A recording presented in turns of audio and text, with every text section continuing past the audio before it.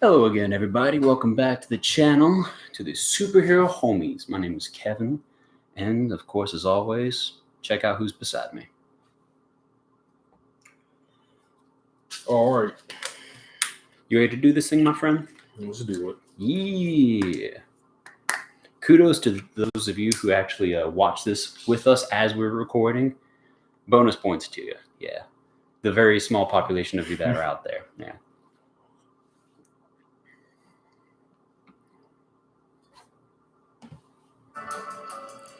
Welcome back to the Superhero Homies podcast. My name is Quentin, and as always, I'm here with the homie Kevin. Ladies and gentlemen, boys and girls, how you guys all doing out there? Welcome back to the show. What's going on? Not a lot, my dude. How you doing? Oh, I'm fantabulous, stupendous, Terrific. wonderful, Outrageously good. excellent, Marvelous. supercalifragilistic, espialidocious times 3 is how I'm doing. No, what? That's not a how you're doing answer. I'm afraid it is. I just used it. So clearly, I'll take what I get. we're at an impasse here. No, that's okay. Hey, it's better than you saying good. I'll take it. But yeah, guys, welcome back. Hope everyone out there is doing well. Mm-hmm. We here today are excited to present you guys with year 2 of Injustice. Booyah, this big old fat ass awesome book that we have been just ripping apart here. Not literally, because it is indeed valuable and collectible, but it has been such a great read that we have had to kind of slow ourselves down in order to actually kind of go along with this with our every 2-week plan that we've been having here. Mhm. Otherwise, I would have, dug into year 3, which I'm trying not to do before we begin it officially. Right. Indeed. How about you, though? I'm sure you've already finished this thing once through and through. Well, I mean, in parts. Oh, okay. It's just because, like, I don't like to read ahead if I know I'm going to cover it on the podcast. Exactly, It's like right? It's the same insider mentality. information. Yeah. Plus, you know you could easily get carried away and start talking about something Mhm. that's already about to happen, which isn't in our current segment, year Right. 2. Yes. And that could fuck someone over. Absolutely. Yeah, exactly. We're not those guys. We spoil enough. Just enough. So yeah, guys, like Kevin said, just 2 weeks ago, we covered year 1 of Injustice. We talked about the happiness thereof and how the whole thing got kicked off. Mm-hmm. And obviously here today, we're talking about year 2. Now, obviously, the Omnibus just covers the first 3 years, and there's 5 years total. The second 2 years written by Brian Buccellato. Now, the thing of it is, some of you may be wondering, okay, so you know for certain that you're getting the first 3 years, but what about the last 2? So I myself am at a personal impasse here because I've been leaning more into just collecting omnis here lately. Like every once in a while, I'll get trades or I'll get graphic novels or hardcovers, but my main bread and butter is collecting omnis. I like the big fat jokers. Okay, like those are what I buy. The big fat books. I like just having the entire story right there at my leisure to read. Plus, they look great on the bookshelf. They do. I mean, they really do. It's kind of a weird angle for those watching through the YouTube channel, but you get the privilege of seeing just literally like a third of Q's collection over here. It's pretty crazy. There's another bookshelf off camera and a whole nother one off camera. So there you go. But the issue here is that they do have Injustice years 4 and 5 already on trade paperback, and I'm like, I can go ahead and pull the trigger on those. Okay. Because I don't like having anything that's incomplete. So, buddy, what's the remedy? But they will release an omnibus for Injustice volume 2, which is year 4 and 5. That'll be out slated for November. Okay. It'll be coming out in November. If everything goes according to plan. So I'm at an impasse. I'm like, do I get the trade paperbacks? Do I hold out and wait for the volume 2 omnibus? I mean, there's also a third option, which is also very likely, which is I do both. I get the trade paperbacks. Here's an option for you, brother. Mm-hmm. So what if I get one of them, either 4 or 5, and you get the other? That way you have plausible reason to buy the Omni when it comes out, because then you can tell yourself, oh, I only have 4 or I only have 5. I need the Omni now.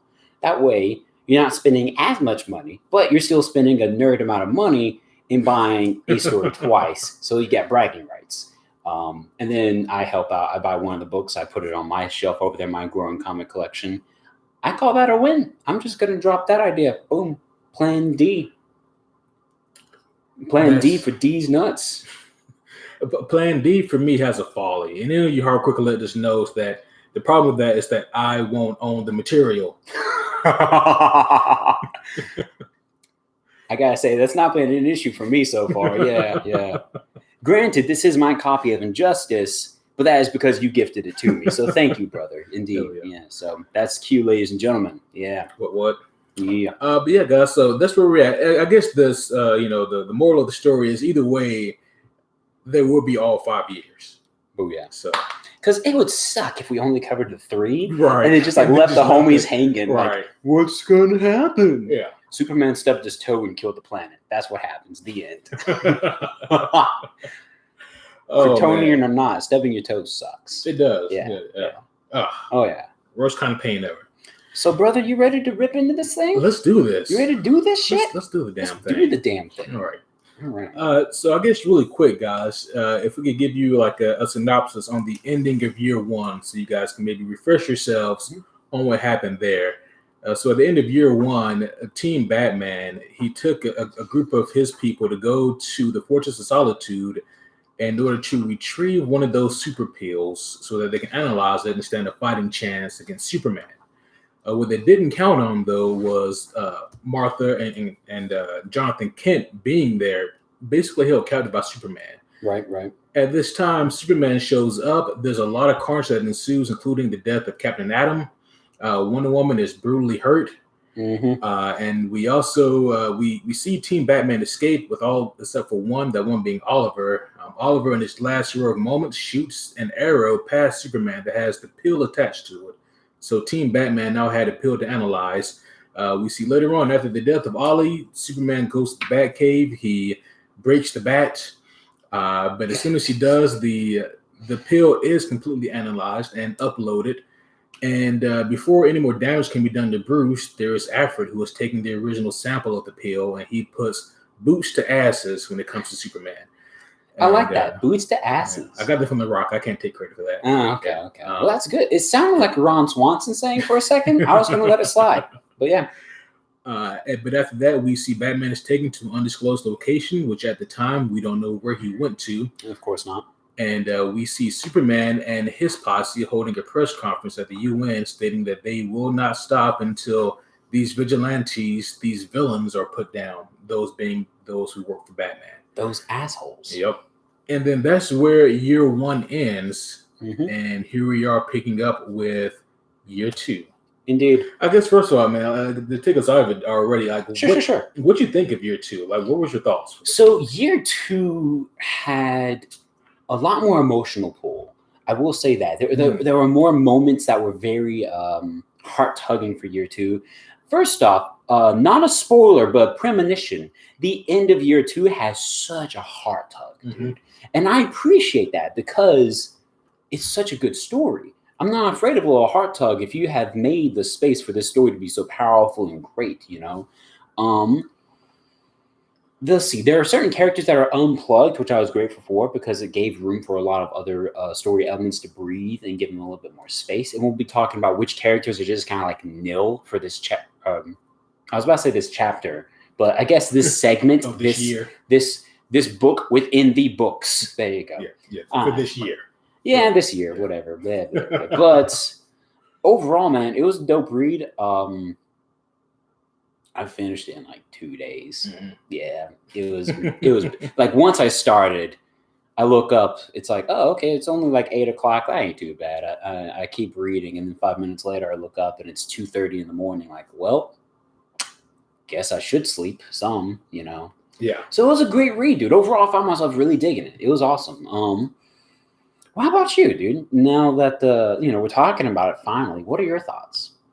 No, I also really enjoyed year 2 as well, and I gotta say, like, it's rather bold of Tom, or maybe it's not even his decision. Tom being Tom Taylor, maybe it was DC's decision or the editor-in-chief's decision, but to segment into years like this, you open yourself up for comparison and criticism. And one thing about a lot of these creators or writers is that they're perfectionists, and perfectionists, if they do something that's great, they always kind of hesitate to make something else, because what if it's not as great as what they previously done?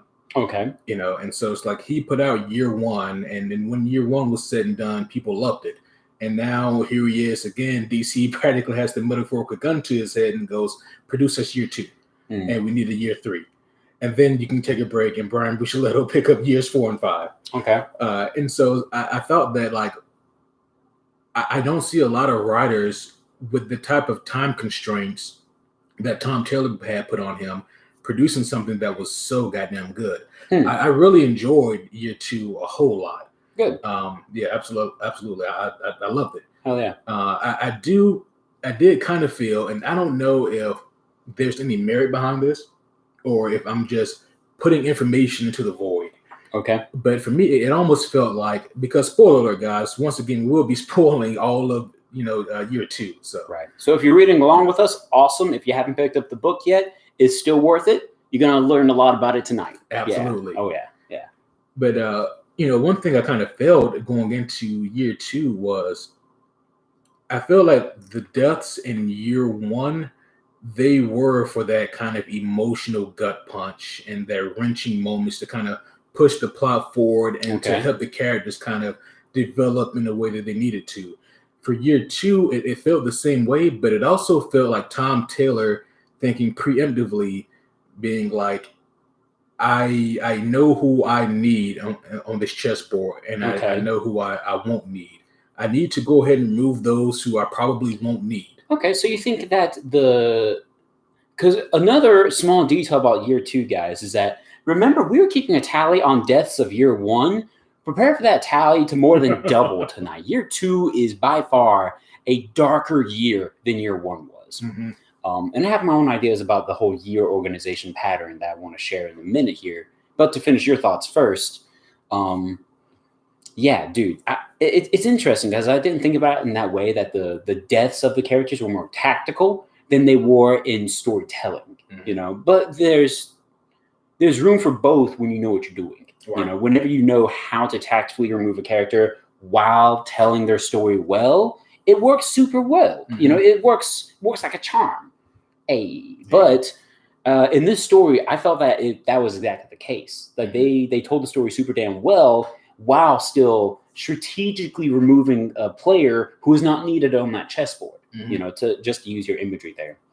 And yeah, that's an interesting way of putting it, because you're right. There are certain characters that are just like, okay, you're dope and I like you as a character, but this isn't your story. Right. Yeah. And it was more like, for the story I'm telling, you would be more of a hindrance if you were still alive. Yeah. So for me, it just kind of felt like, once he got to year 2, he really had his feet underneath him, and he knew where the story was going. Like, even more so, like, he knew what he wanted to say for year 1. Yeah. But moving forward, he was like, okay, I know what the outcome is going to be from here. And with that in mind, I know who all I need and who all maybe I don't so much need. That's just kind of the way that I was thinking reading this year. I will say this. My thoughts on the year is that it's a year organization pattern, but within the story itself, they're also keeping it to that. Mm-hmm. Like, they're not just calling it years and then letting it be done. If you follow the timelines within each segment of the book, each year organization pattern, they are adhering to that. Like, 12 months go by, and that's the end of your story, and you're off in the next section of book. You're off in year 3 all of a sudden, Like, they are adhering to that, not only potentially for a strategic play like that, but also for their storytelling method here, which is cool. We talk about that a little bit, and we have some fun evidences that will kind of help, highlight that a little bit more in the bit here. It's hard to talk about without divulging, you know? So let's go ahead and get into it. Let's go and get into the damn thing then. All right. So we do open up with a flashback. Ooh, let's all go back. Wow. That's my flashback song. I believe actually the first chapter is called Third Wheel, and that's a representative of Hal Jordan, because he feels like a third wheel as he's going out on the town with Dina and Ollie. Mm-hmm. And they have just saved the world from some intergalactic space creature. Oh yeah. Fill in the blank. Mm-hmm. Yeah. And it sounds like how Green Lantern was really like the forefront of the ones who saved the planet here. And they just kind of going out having a good time. And, and at this point, Dina gets harassed by this big biker dude who wants to, ask you to buy her a drink, take her out, blah, blah, blah. Hey, girl, I'm going to buy you a drink. And where's my backup singer? Ain't no T-Pain here. But what we get is Ollie, he kind of, just kind of chuckles to himself like, wow. And the big biker dude has his, his gang behind him. And, they're like, oh, is there a problem? Your stupid little funny ass goatee. Yeah. Oliver's got the goatee. Yeah. And, it's so funny because, like, obviously this guy doesn't know who he's talking to. Like, no. He is the clueless in the scenario, and us watching, it's just comedy. That's all it is. There's no danger here. Matter of fact, I don't think Hal Jordan ever really even looks up. Like, he's just Hal Jordan's probably still pouting, like, man, I just saved the fucking world. No one wants to adore me. What? Yeah. I'm bad with relationships. That's right. I'm a third wheel. My name's Hal. Right. Nothing's wrong with the name Hal, by the way. Yeah. But we have Dina who steps up, and honestly, she just kicks all kinds of ass. I mean, as she would. As she would, yeah. Enough said. And what I also love is that Tom Taylor, man, he really does love these characters, and the sign of that is really understanding these characters. One thing about Dina is that she doesn't break out the canary cry unless she needs it. Right. And, plus this is a public bar. Yeah. They don't want half a bar. They want a whole bar. Okay. So you don't scream and break out the wall. Okay. Yeah. All right. Yeah. And so she never uses that cry here. I mean, she just boosts the asses, That's one thing I appreciate that they did in Harley Quinn's movie recently. Birds of Prey, you mean? Yeah. No, Harley Quinn's movie. They renamed it. Did you hear? I make fun of that facetiously, guys, because of course, if you go back and listen to that episode, we made those jokes. Mm-hmm. But she didn't bust that crap out until it was like, the last card in the deck. Right. Yeah. But yeah. Anyways. Very true. But this whole thing was really just to show. Obviously, Dina wins, by the way. Like, there's no competition. There's no competition. Like, everybody's on skate. In fact, she's upset with how she won. Mm-hmm. It wasn't whether or not if. It was how she was going to win. She was protecting Oliver's honor. And it's like, he shot a peanut. Because, of course, if you're a marksman, of course you practice flicking a peanut. So fuck the logic in that. He just flicks a peanut, hits one of the biker dudes in the eye perfectly. And kind of like, stuns him, and he's all like staggered and stuff like that. And all of a sudden, Black Canary's like, "Hey, I said do not help me, okay? Mm-hmm. I didn't do anything. Honor. I literally only lifted a finger. The writing in this is so clever, guys. It's great. It's so fucking good. He handles Ollie's and Dina's relationship so well. I mean, so often when you read any type of fictional work and there's a relationship or romantic interest, it can come off as hokey or cheesy or eye-rolling. You never get that vibe here. And this is me making fun of another work. I'm going to let you guess and see which one you can surmise from me. But or you put these weird-ass fucking layers into it, and it's like all of a sudden this real symbolic romanticism, and you're just like, wait, what happened at the end of the book? Did they or did they not get married? What? And then like they just drop it and move on to a whole nother plot line. Wow. Yeah. Yeah. No. That was a recent read that I took from one of your shelves. Yeah. Here's a hint. Batman. Yeah. There you go. Yeah. You talking about Tom King? Talking about Tom King. Yeah. Oh well, it's clear that they did not get married. No, it's very clear they didn't get married, but it's like, wait, it was such a weird story. Like, wait, what? All of a sudden they both have like that weird jump off the roof situation. And it's like, is this how we're ending this? But that's not what we're here for. You're right. That was very, very strange. Yeah. But no, as far as here in Justice, Tom Taylor, he understood the relationship very well. Mm. And, I should have known to be worried because at the very beginning of the book, when, he writes the introduction to it, he lists off a few of his favorite characters. He goes, I love characters like, I really love obviously Superman, but I also love Green Arrow and Black Canary and Nightwing. Mm-hmm. And I'm like, fuck, spoiler alert, they're all dead. Like, what do you do with characters you don't like? And so with the exception of Superman, obviously, but just kind of had me thinking, like, oh man, that's. You know what Reading Injustice has uncovered for me? What's that? It's like a. I'm not gonna make that reference. Never mind. This is already gonna be a long enough episode, guys. But some of my favorite Superman writing is when Superman's the villain. I kind of like that a lot, dude. I don't know what that says about me as a fan, but yeah. Well, anyways. Just saying that. Just going out there. But right after the flashback, we dovetail into Ollie's funeral. Yep. And this is kind of like neutral grounds here because we have members from both teams present here at the funeral, just here celebrating the life of a beloved friend. Yeah. And as they put Ollie to rest, pretty much everyone leaves except for Dina and Hal. And she confronts Hal. She goes, "Are you still working for that psychopath? You still working with Superman after what he did?" And Hal says, "Yes, Superman's doing great things." I guess my question is, like, I wonder, because we never really get the context, what do you think Superman told everybody what happened? Like, how do you think he described Hal's death to his teammates? I'm not sure. I mean, Ollie's death. Yeah. I'm not sure. I knew what you meant. I'm not sure, dude. Because it's obvious here that one, there's intelligent people in the crowd. Mm-hmm. You see Lex, you see Cyborg, you see a bunch of people who are able to piece together the truth, even if Superman did attempt to lie to them. That being said, I don't think he would. I think he would tell them, so Ollie got in my way. He shot at my parents. I reacted. And just kind of leave it at that. Fill in the blank with a better wordplay, of course. But I honestly think that Superman probably told him the truth. Or his version of the truth. Of course. Because in this story, the truth in Superman's mind is always his version of the truth, which is his strange distortion based on his experiences, you know? His perception. Yeah. But, yeah, well said. But, yeah, dude, I think at this point, they knew, like, there was no question whether or not Hal, in his mind, said, wow, Superman killed him. Why he killed him, Superman probably highlighted those reasons more than the fact he did kill him, but...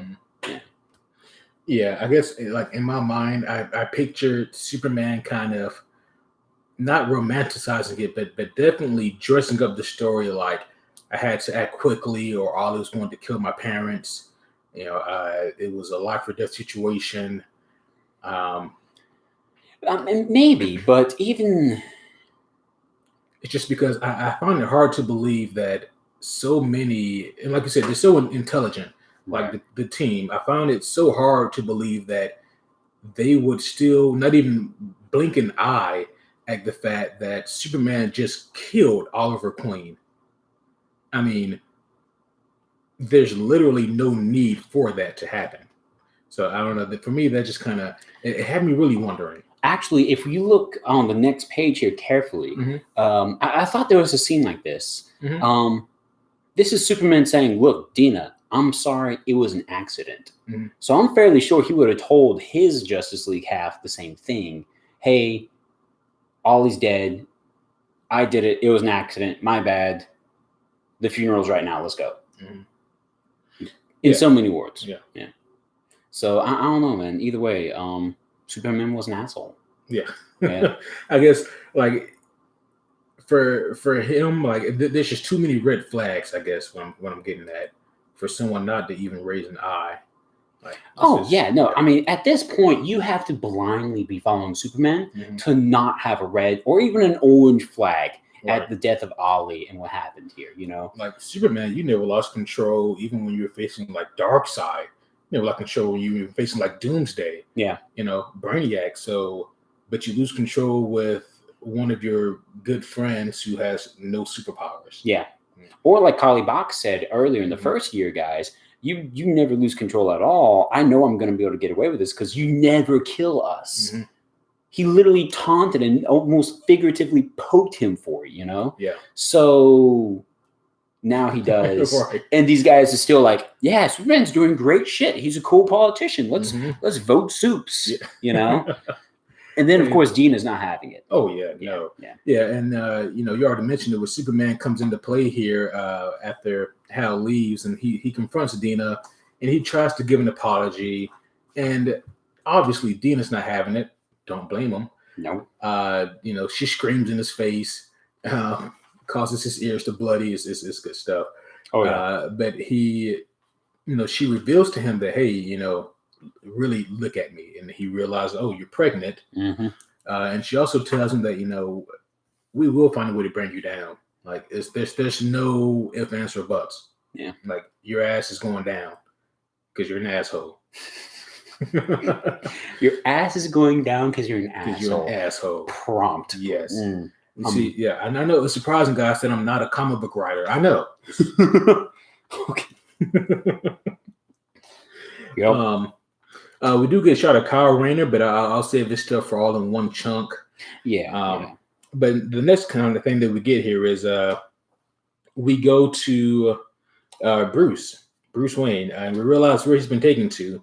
After it took him to a good friend where he wouldn't be discovered.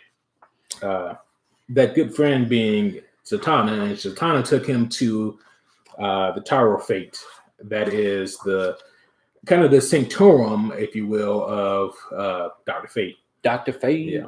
And while Superman does have magic users like Raven out there searching to see where Bruce is, he's like, they won't find you, which is true. Like, if you're with Dr. Fate, you're in good hands. Yeah. There's kind of a small similarity in my mind between, there's plenty of similarities between Doctor Strange and Dr. Fate. Yep. But like, as far as their roles go, like, they're both doctorates. If you look at like the role of Doctor Strange in the Civil War book, the first one, and you look at Dr. Fate here in Injustice, they're both kind of playing quote unquote neutral in terms of not physically getting involved, but they also take the sides as far as like being a defensive barrier. So they're almost like coaches. Yeah. Mm-hmm. They're on the sidelines. Yeah. But yeah, so he takes Batman on the sideline. You know what I'm going to tell you, right? You know what I'm going to tell you. I gotta hit him. You gotta hit him. You gotta hit him. And don't get your back broke. Don't again. Oh shit. But yeah, so that's where Batman is. Batman and Zatanna and Alfred. Yep. And his back is still broken, by the way. So. Yep. But the next kind of thing we get here is we do see Ganthet. Ganthet he's one of the guardians of Oa. Oa is the home planet for the Green Lantern Corps. And Ganthet, he's having this powwow with the other guardians. He's like, hey, so I'm getting some strange interference from Earth. Like, there's some weird shit going on there. Mm-hmm. And he's like, I don't know how else to put this, guys, but I think that Superman's going rogue on us. Yeah. And they're like, what? Nah, Superman, not him. It's like, no. I've been looking, and it seems that way. And even Hal Jordan, the Green Lantern over that space sector, something's weird. He's in league with them. Yeah. They're all going turncoat. And then he's like, I do have one member who just came back off a mission who's a native to Earth, and they're like, oh, you don't mean fucking Guy Gardner, do you? And then comes Guy Gardner, and it's great. I love Guy. So as soon as I saw him here, I was like, oh, this is great. I think he's gonna get a big prominent role. So yeah, dude, Guy is actually kind of dope. I have less experience reading the Green Lantern stories than you do. What I have read, I have not experienced Guy Gardner, so this is my first time with him. Okay, yeah. However, year 2 was really awesome in experiencing him, man. Oh yeah, Guy is dope. Guy is off the wall. Yes, his energy is not exactly eccentric, but bold and rash. Yes. Very much, he's going to do what he thinks is best, and he just happens to also be a Green Lantern. Right. Yeah. That's very astute. I mean, that is straight up Guy. And it's Ganthet tells him, Guy, this is the Green Lantern Corps armor. We ask that you don it and represent us well. I'm gonna make a jacket. I'm gonna make a fucking jacket out of it. Yeah. Leather jacket with a high-rise collar. Yeah. Hell yeah. Ganthet. What? No. Okay. he does pull it off with a crew cut. Yeah, Right. yeah. But also, it's at this point here where it's revealed that Guy he's going to go to Earth, all right, and he's going to have some company with him as well. It's also revealed here that by the way, Kyle Rayner is missing. So now we'll backtrack just a little bit to Kyle Rayner, who is also coming back from off of a mission. Yep. And we get a small introduction to Kyle, and he got this girl's phone number on Earth like a year ago. Told her he'd call her the next day. He got called off on a mission. He's just not coming back home. He's looking forward to that poontang. And if he can get so lucky. Yeah. But on his way back in, he gets intercepted by Sinestro. And this is the death pin, guys. Yeah. For those of you watching, you can see the death pin. There's no two ways about it. What happens, buddy? Sinestro literally rips his finger off that has the Green Lantern ring. Gets a whiff of the fear, of just a small whiff of fear coming off of Kyle, and then he proceeds to literally rip him limb from limb, or has his cronies do it. Kyle Rayner is dead before he even gets started. That makes one. Here we go. The first death of year 2. All right. And I have them separated here on the listing. That way we have the 13 mil plus 9 year 1. Okay, so granted, year 2 might not have that many deaths. Right. 13 mil is kind of a high tally. Sorry, Metropolis. What kind of Metropolis is 1? That makes 10 then. It's 10 deaths. But yeah, so we're up to 1 so far. Yeah. Kyle Rayner, guys, the white fucking lantern, he's dead. Gone. Well, I mean, obviously he was not the white lantern here. Yeah. But still, he's gone. And I was like, when I first read it, I was like, but why? You didn't even have to bring him in. And then that's kind of when I started to cultivate my theory about, why certain people had to die. Yeah. I kind of feel like Tom is always one of those writers who he's like a fan first. And he's like, well, as a fan, I would be wondering during this intergalactic war, where are our other famous Green Lanterns? And I feel he kind of answered that question. That's an interesting point of view. Yeah.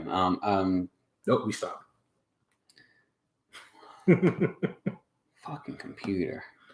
All right, YouTube. Computers. So YouTube, you probably caught on by now if you've been avidly watching with us, but every now and then, our why computer certain people had to die. Yeah. I kind of feel like Tom is always decides to do that and cuts off. That way, we stop recording for those of you who listen to the recorded episode, and we have this awkward intermission in the video episode. So there you go. Oh, right. So that was mid-statement for you. Yeah. Has an answer for what to do with his characters. I think it's kind of a brilliant way to answer the conundrum, because he is kind of a fan first type of guy where, he introduces a character and he's like, well, in this intergalactic space war, people are going to wonder, where are the other Green Lanterns? Bada bing, bada boom. There's Kyle Rayner. He's also dead. That's an interesting point of view, dude. I'd like to imagine the same thing, where he is also a big old fanboy like us, but one who would think critically about his own potential writing, and that's healthy. That's a great way of doing it. That way you can think to yourself, okay, I used to be a fanboy growing up. In theory, what would I call out on this? What bullshit would I potentially find in this story? Oh, wait, this right here, let's take something to fix that. Oh, Kyle Rayner, that could be a potential other hero. Fuck him. We got to kill him. Yeah.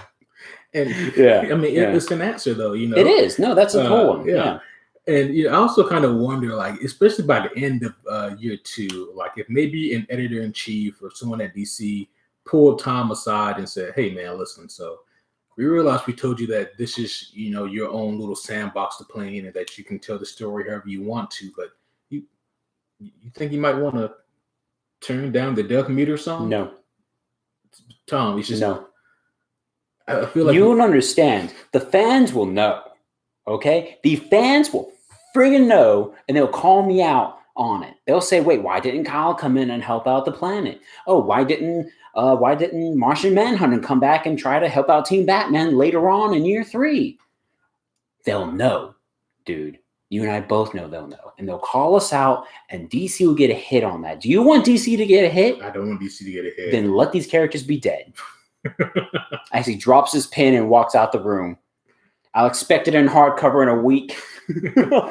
And they're just like, we're only releasing these digitally. Like, they're not even on print. You heard what I said. I said what I said. Oh, man. But no, anyways, yeah, so Kyle Rayner's dead. And, I guess another thing is that I'm a huge Green Lantern fan. For those of you who maybe are newer listeners, that's something about me. I'm not just a Batman fanboy. I'm also a really big Green Lantern fan. By the end of this, it's like I have no one to root for. Nope, you don't. You gotta find someone new to root for. Hi, welcome to my bench over here. Like, there's room right here beside me. It's like, so my favorite character of all time is Batman. It's like, well, by the end of year 1, it's like, well, he's on the bench. Mm-hmm. So, all right, he's in the bed. Yeah, and then I see Guy Gardner, and I'm like, yes. Even though Kyle Rayner just died, I got Guy fucking Gardner, and that's we'll talk about that. Yeah. As we both reacted, there was a homie in the back who just tensed up. Oh no, what's gonna happen? But no, so that's where we get there is this guy meeting up with Ganthet, and then they decide they're gonna go down to Earth to see if they can find Superman. Yep. Meanwhile, Superman sends out a message to Hal and to Flash, saying that, hey, the UN or the government is talking about shutting down. So I need you guys to go and to stop Congress or stop the Senate from shutting down the government. And Hal is like, but that's kind of interfering like a lot, isn't it? Yeah, when you're, forcing the government to work. Yeah. Mm-hmm. It's so hard to imagine because that is a prime example of powerful fiction and what you can do with fiction writing on a grounded level. Whenever, in other words, you're not writing about fiction on such a fantastic, out of this reaching world's level, but instead you're writing about fiction in place of real life things. Like, oh, the government is really having a meeting about this big catastrophe happening. What should we do? Should we shut down? Yeah or nay? But then all of a sudden comes in a force that actually can tell the government what to do without danger, without any lashback. And now it's like, oh, how would that happen? Oh, because it's never happened. It's never been able to happen. Yeah. So it's kind of an interesting chapter. I appreciate that they did this for me. I'm going to chalk this up to a little bit more strategic writing like we've been talking about overarching year 2 here. Kind of helping to set the government in its chess placement on the board to make sure that it's doing what it needs to do for the story to roll out. Yeah. Yeah. And I mean, it is true. Like, this is something that isn't really touched upon in most comics when something like this is put into place. You have like a kingly or godly figure that stands over Earth. And I mean, usually the smaller scale government stuff isn't addressed. Right. And by smaller scale government, I mean like our actual government. Like the whole thing. Yeah. The House, the Senate, everybody. But that is one of the compliments to this book, though, isn't it? Yeah, it is. I mean, that's the awesome amount of detail that they put in this. Right. And at the same time, I also wonder, like, I appreciate him putting that in, but I do wonder, what does that mean? What do you mean shutting down the government? Like, what does that, like? That fascinated me, too. Yeah, it's like, I have a hard time wrapping my brain around that. Like, what does that look like? Does that mean the law, the law sits on the bench for a while, and all of a sudden police officers are just like, well, I don't know what to do. Go rob that place. I don't care. There's no government. Yeah, I mean, if there's no government, also, like, how is infrastructure still standing? Like, how is anything? I'm not saying that we as a country should wholeheartedly depend on government. I'm not trying to get into political debate, but it's like, obviously, if you just snatch the rug from underneath us like that. In the long game, everything would change hard. Oh, And yeah. I'm not sure if all those changes are going to be good or bad. Mhm. I mean, I know on the day to day, not a lot would feel different. Where it's like, okay, you're a normal person, you drive to and from work, you do your shit, you buy your clothes, you buy your food, cool, whatever. But then, what if someone does something wrong to you? Where's the lashback? Where's the protection? That's the difference. That's the fascination. But Yeah, again, that's only that's the judicial side of the government, What true, about the true. legislative branch, or so it's like Shit, we what have, about foreign branches where it's like, yeah, oh, wait a minute, what about all the trade markets and stuff? yeah. Yeah, There's dude. a Yeah. lot that goes into that. Yeah. So, but I guess regardless if you agree or disagree with the Senate's decision to shut down the government, what we do have is Hal Jordan and the Flash going there and being like, "Hey, no, Sit your asses sit back your asses down. back down. Yeah. Let me see what y'all got written down. Now, this ain't gonna work at all. This isn't. You gotta redo the whole damn thing." And that's the thing. In this realm, on this grounded plane of thought, in such a fictional story, that's all you need. That's that Green Lantern and the Flash together is literally OP power for holding all these mortal people into their seats and forcing them to do like. What are you gonna do? So let's just go ahead and finish up this segment here. What is this? How long have they been stuck in here? They like say it's like 3 days in the morning. So it's like, I feel like it's all day. Like they were gonna leave at like, I don't know what time of day it was, but they don't get to leave until like 3 something in the morning, I want to say. It was something ridiculous like that. Yeah. Oh wait, no, this isn't the end of it. There's like that's like the intermission here. Yeah, it was 3:49 in the morning when finally all the legislators, all the officials said, okay, you know what? We're cool. We got this. And then Green Lantern's like, okay, now you guys are free to leave. You are free to leave. Yeah.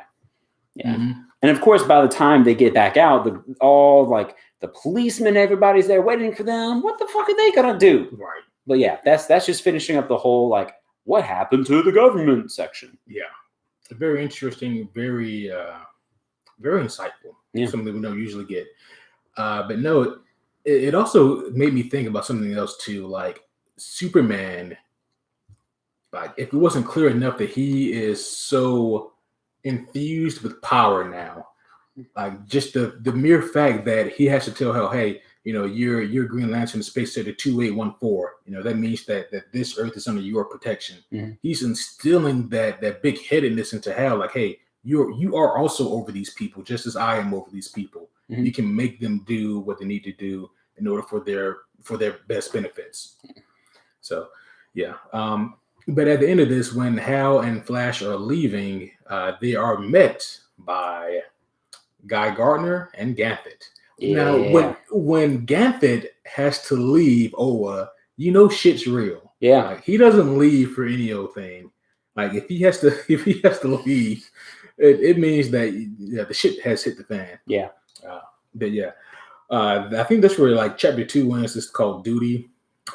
Yeah. But anyways, with confrontation, which is chapter 3, we're going to start off with the Ganthet and Superman talk. Let's start there.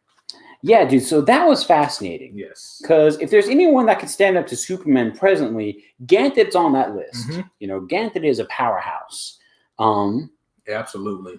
And he's definitely kind of calling Superman out on some of his shit. But that's the thing. In this discussion, both sides of the argument make some pretty powerful and valid points. And that's one of the fascinating things about this whole storyline is that it's not necessarily a story of good versus bad. It's opinion versus opinion.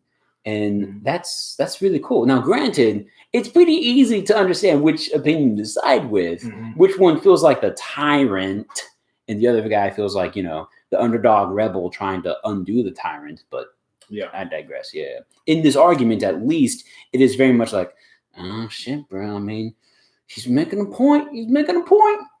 Yeah, his point, Superman's point, is entirely founded on spitefulness. It is. Or, again, from his own experiences, his perception, like you said earlier.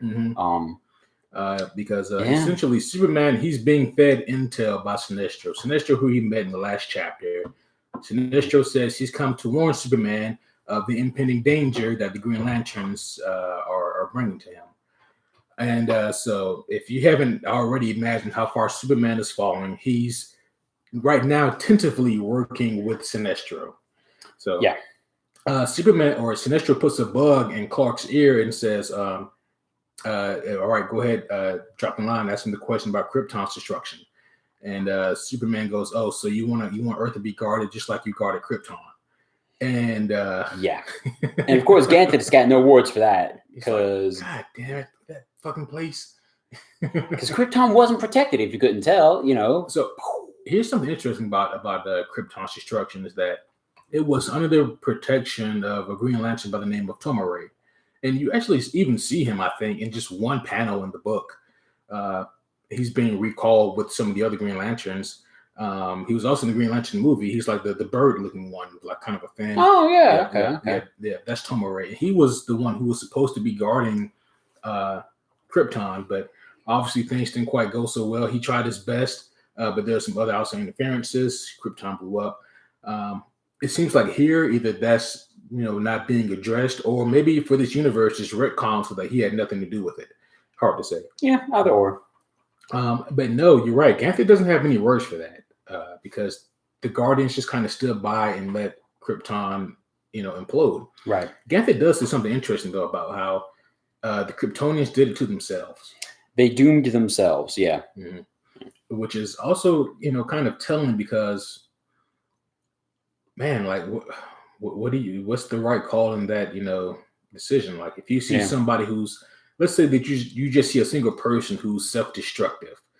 Or let's say on a more realistic level, I see a child that's going near a hot stove and they're about to drop their hand on that burning iron right there, they're about to hit a hot stove or the freaking like actual, coil over there.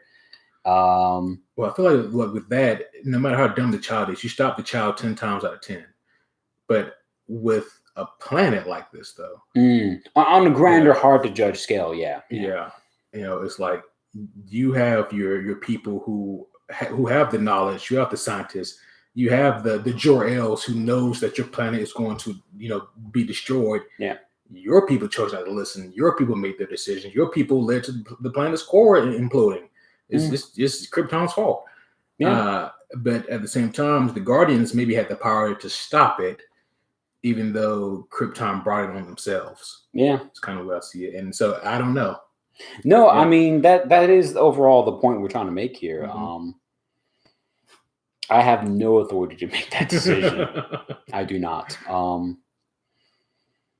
It seems like Ganthet and the gang made the right one in the grand scheme of things, but in Superman's point of view, back in this story here, the hell you did. Right. Yeah. But no, Guy Gardner, he attempts to kind of calm the situation down, and then it's like, all right, we'll leave. And but Ganthet basically says, next time I come, Superman, I'm bringing an absolute with me. Mm-hmm. And so, that's where that kind of ends there. We do see the super cops entering Gotham. It's one of the next things I wanted to talk on here. Yeah, definitely. And so this is kind of Superman's regime. That's what I call them. Yeah. And there are these cops who have taken they're authoritative figures who have taken those super pills, so they're super powered, and they are overthrowing Gotham because Gotham has the highest crime rate, this, that, and the third. And now the GCPD basically have no authority. And everything is by rule of these quote unquote peace troopers. Yeah. Yeah, it's pretty shady. But the next thing we get here is pretty cool. Commissioner Gordon, he goes over to one of the spy cams on the street and he goes, all right, Oracle, Babs, I know it's you. Come on, like we need to talk. This is serious. Actually, so we got to sit on this for a second. In this one bit, because Gotham City, the stories of Batman, the stories of the Bat family always have the overarching theme of mysterious decorum. Mm-hmm. You don't question who the Batman is. And it's just like known. Mm-hmm. You don't fuck with that. You don't try to know that. And those who do know, it is a privilege and an honor, and you do not share that. Mm-hmm. Oh, you're the Oracle? That's it. You don't know else. You don't do shit else. You don't tell anybody. Yeah. But then all of a sudden, you got Commissioner Dadgum Jim Gordon coming up in here like a badass, like dropping all the cards in poker, calling everybody out, saying, look, I already got a full run. All right? Freaking the best hand right here. Done. I know none of you have better hands. Lay them down. all my chips are in. What's up? That's not how you play poker, by the way. In fact, there are better hands than you get my point. You don't go all in on that. You're going to not win any money. But anywho, in this case, he definitely says, look, Oracle, Barbara, you're my daughter. I'm your dad. Let me in. I've known who Batman is. Shut the fuck up. Mm-hmm. Let me in. It's raining. Yeah. I know who you are. Listen, I'm dying. Please let me.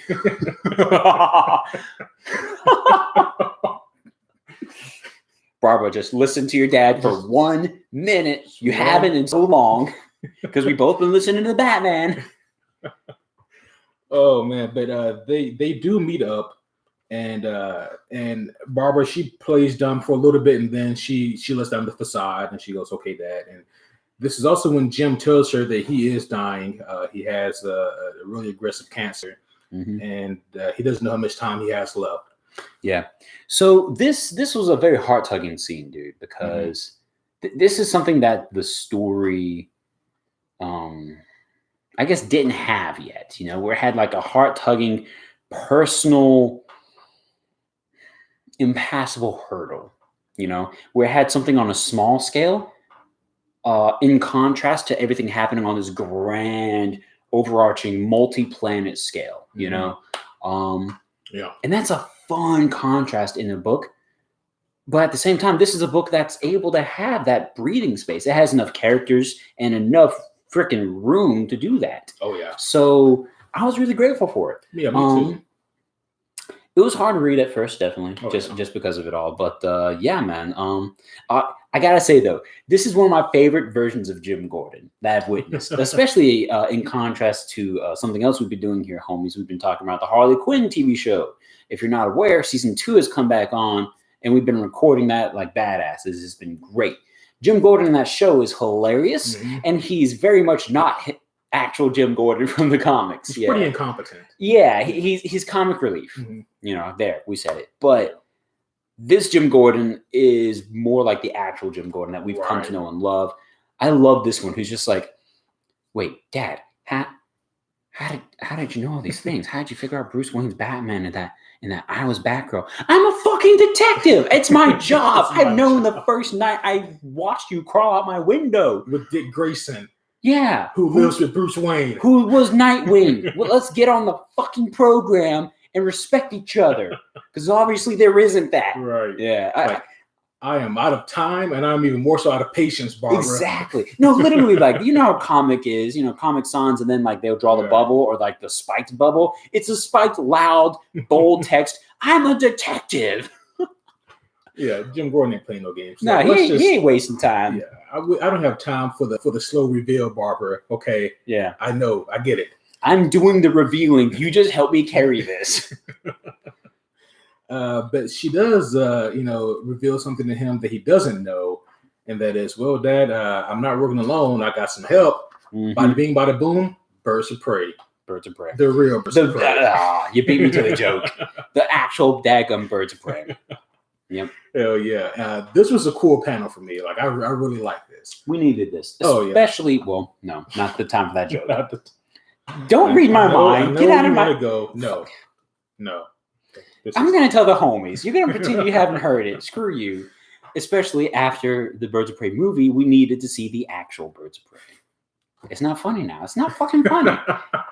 Just read on. What else you got in your notes? Let's go to the next chapter. Next chapter. Sinestro tells his twisted version of his origin story. Yeah. Which is interesting. Yeah. I wanted to ask you about this, actually. Because I know that you know the origin story of every fucking character in this book.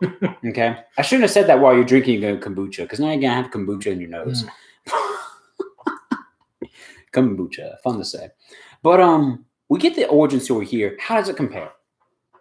It's right on. Oh, okay. So he doesn't alter. He doesn't lie. He doesn't do anything there. Yeah. Well, I mean, like, it's funny because, and this is so clever, the art tells one story while the dialogue tells another. Right. Yeah. Yeah. And so as far as that context goes, yeah, it's right on. That was part of the inspiration of me wanting to ask you that, because he sounds like a saint. He sounds like a hero. Right. He sounds like the righteous man in his right mind, and the planet was bonkers. Yeah. But the pictures dictate something else. Mhm. Yeah. Yeah. You know. I tried to reason with them as he's like, as he's biting Kilowog on the neck. Exactly. Yeah. They wouldn't listen though. Like, goddamn, Sinestro. But yeah, he gives his twisted version of his origin. Like you said, Kevin, he does paint himself as a saint. Yeah. But rightfully so, especially like Flash and Lex don't trust him.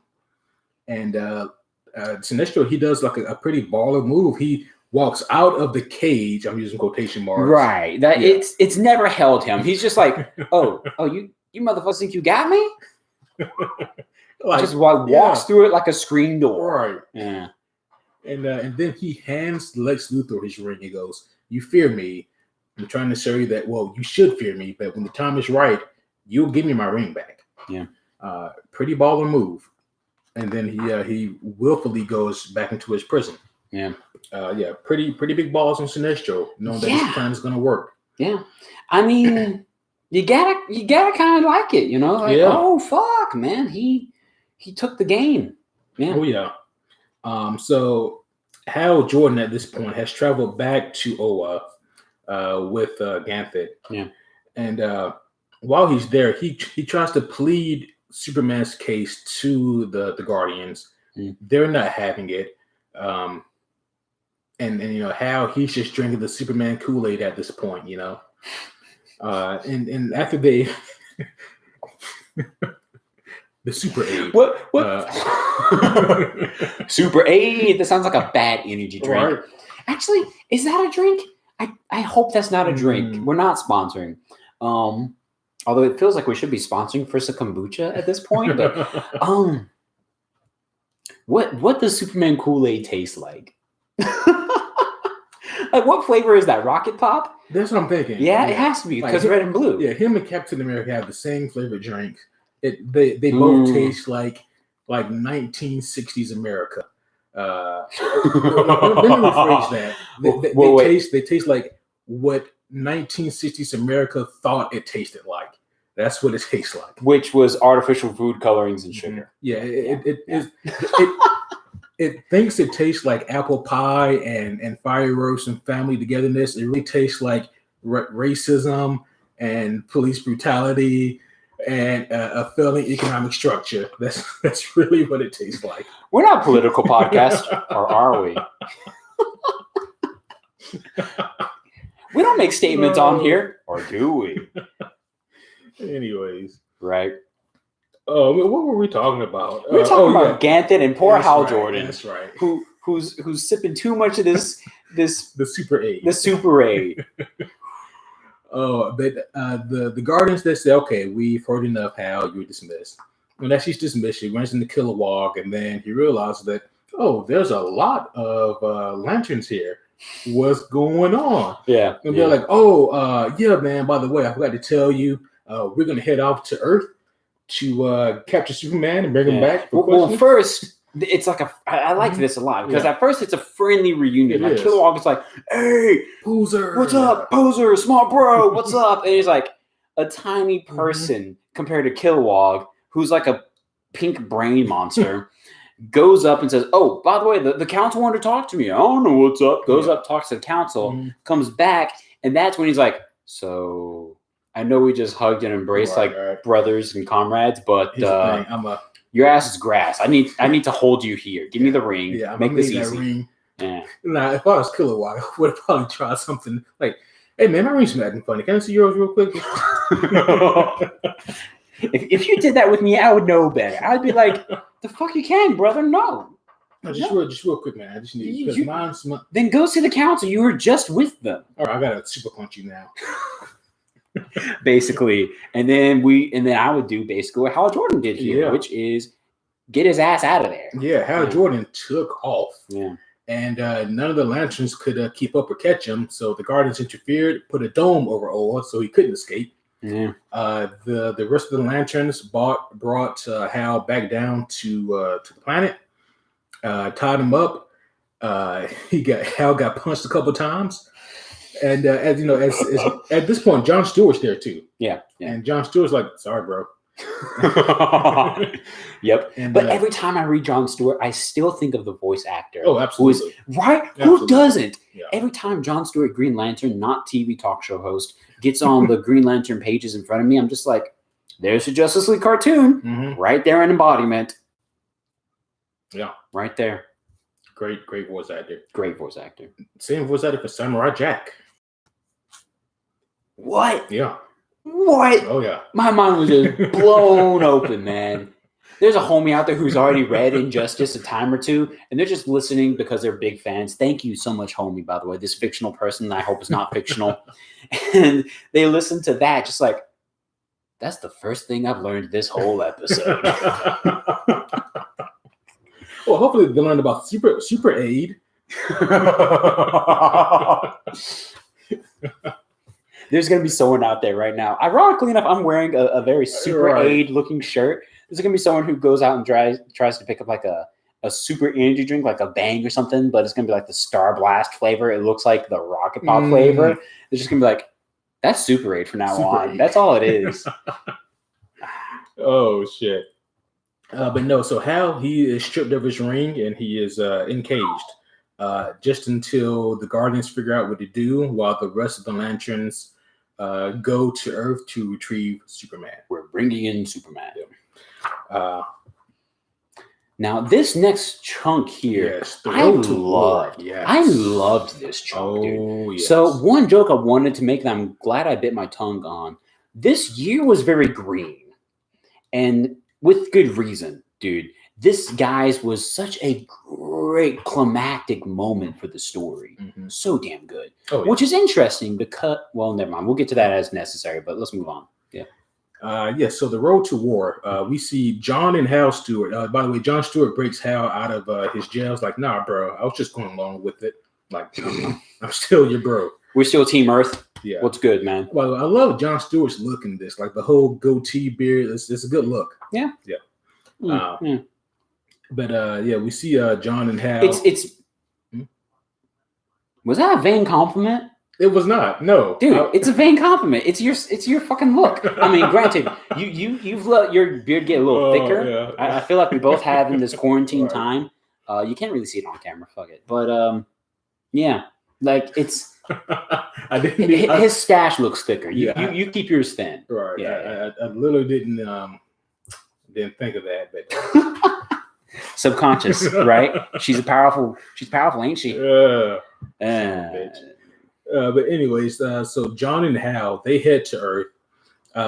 Meanwhile, the Green Lanterns, Kilowog's group of lanterns, they intercept Superman, and they have a little powwow. It doesn't last long.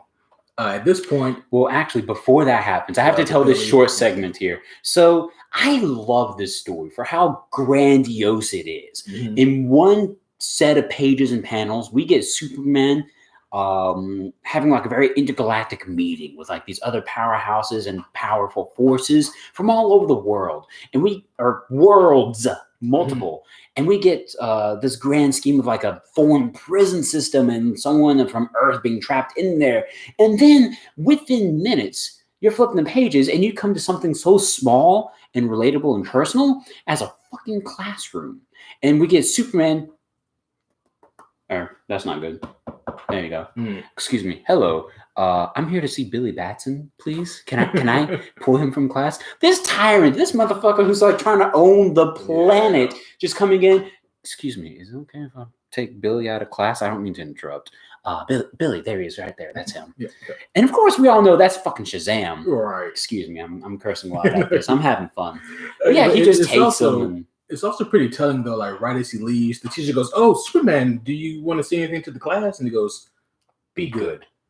Yeah, and that was good. The look on his face was like it was nice. The look on his face said, "Be good or else." But no, he flies away with Billy Batson, who quickly turns into Shazam, and they intercept the Green Lanterns. Fun question, not important, not going to hold us up for long. Do you think the other kids know about Billy Batson? I don't think so. It doesn't look like they do in the panels, but Well, It looks like he's embarrassed too. Yeah. So I'll leave it at that, saying the other kids have no idea who Shazam is. Yeah, they shouldn't anyway. Like Shazam, he's probably. I mean, Billy probably is a little embarrassed because this kid is taking more care of his secret identity than Superman is at this time. Like, hey, bro, like I realize you're a public, but I'm still trying to keep things under wraps here.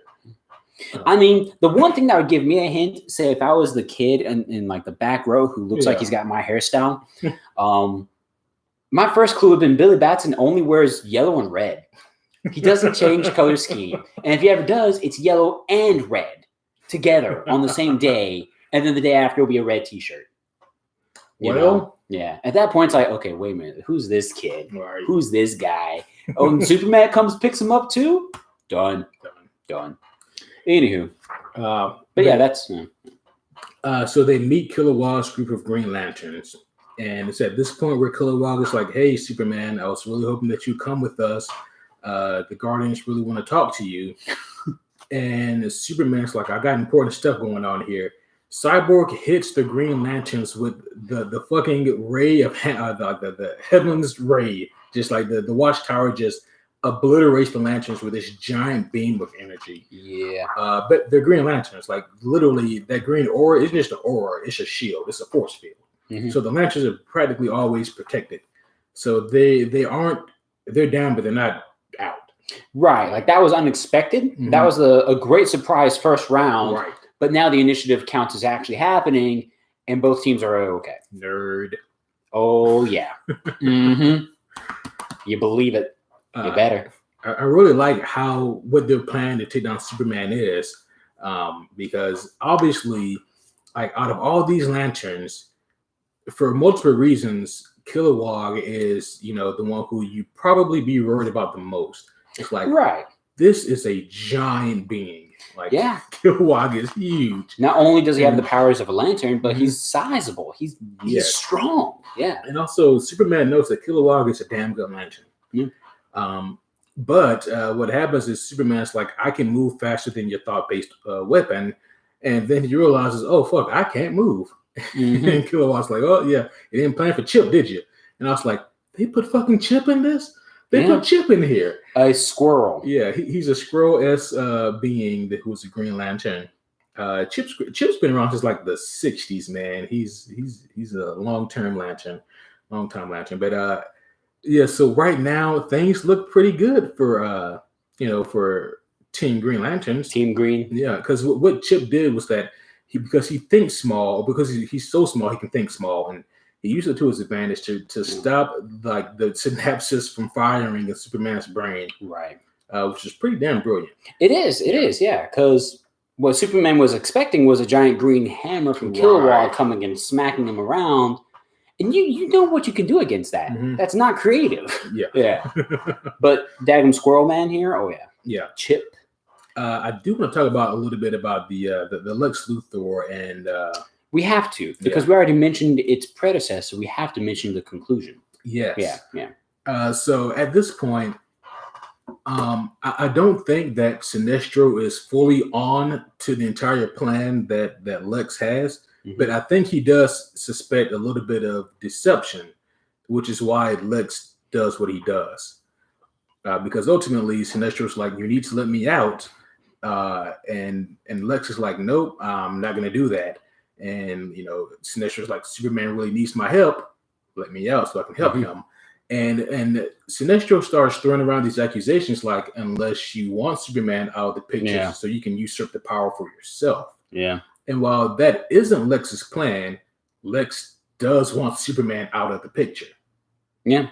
So Sinestro is partly right. He is. It's fun because these are two top-tier villains. Yes. And it's always interesting seeing two well-written, well-created villains being worked together, There are plenty of examples out there, fill in the blank. But in this particular case, it's already so damn good where it's a short instance, but it's all we needed where Sinestro has his plot, Lex has his plot, and this is the intervening of those two. One being able to call out the other, or attempt to in this particular case. But in the end of it all on the shallow of what actually happened, Lex lets him out of prison, and not only that, but he gives him back his ring. Yep. Yeah. Great. Yeah. It's like he called that. It is. Yeah. Oh wait, he did. I mean, that's pretty amazing, because essentially Sinestro is playing chess with the world's smartest man, and he's winning. Because he does just what he said was going to happen. He gets out with his ring. There is a brief intermission where we see Dina and Guy Gardner meet up, and we realize that, okay, so this is the communication that's going on here. This is basically the liaison between the Green Lanterns and Earth's resistance with Batman. And so we realize basically that these two are working together. Dina tells Guy that it is possible that Kyle Rayner's dead and Ollie's dead, and that so many people are fucking dying.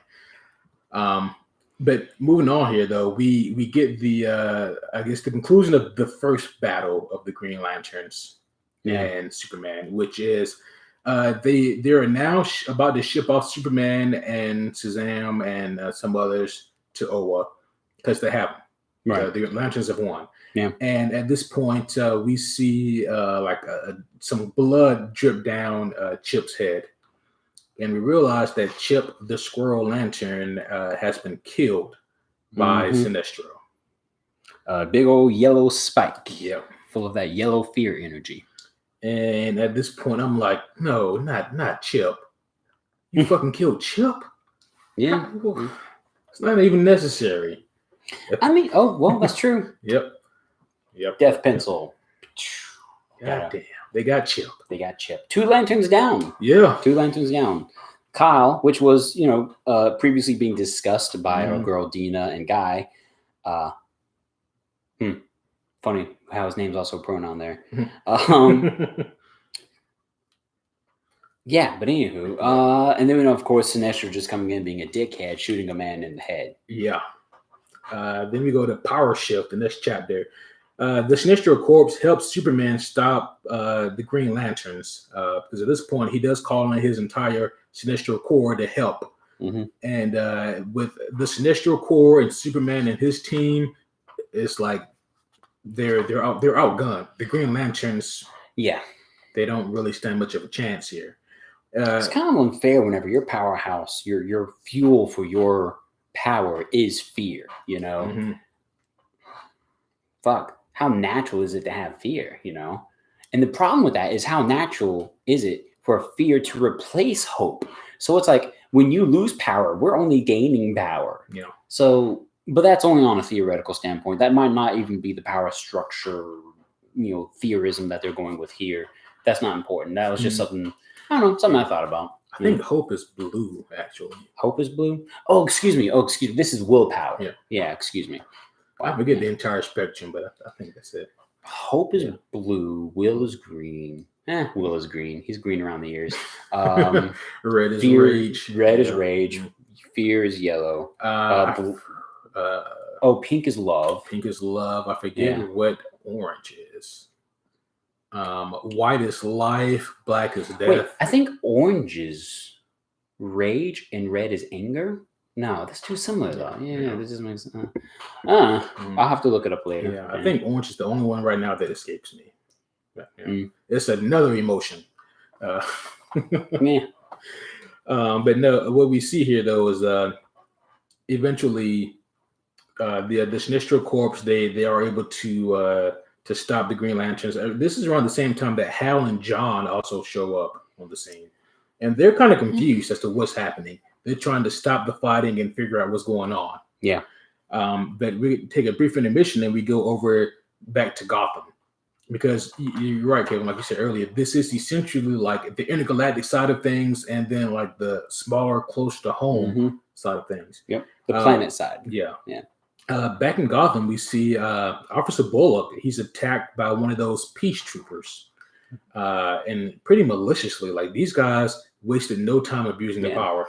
So real quick, what Q's literally saying with that is that these guys are all super powered by Superman and these little fictitious pills that we saw in year 1.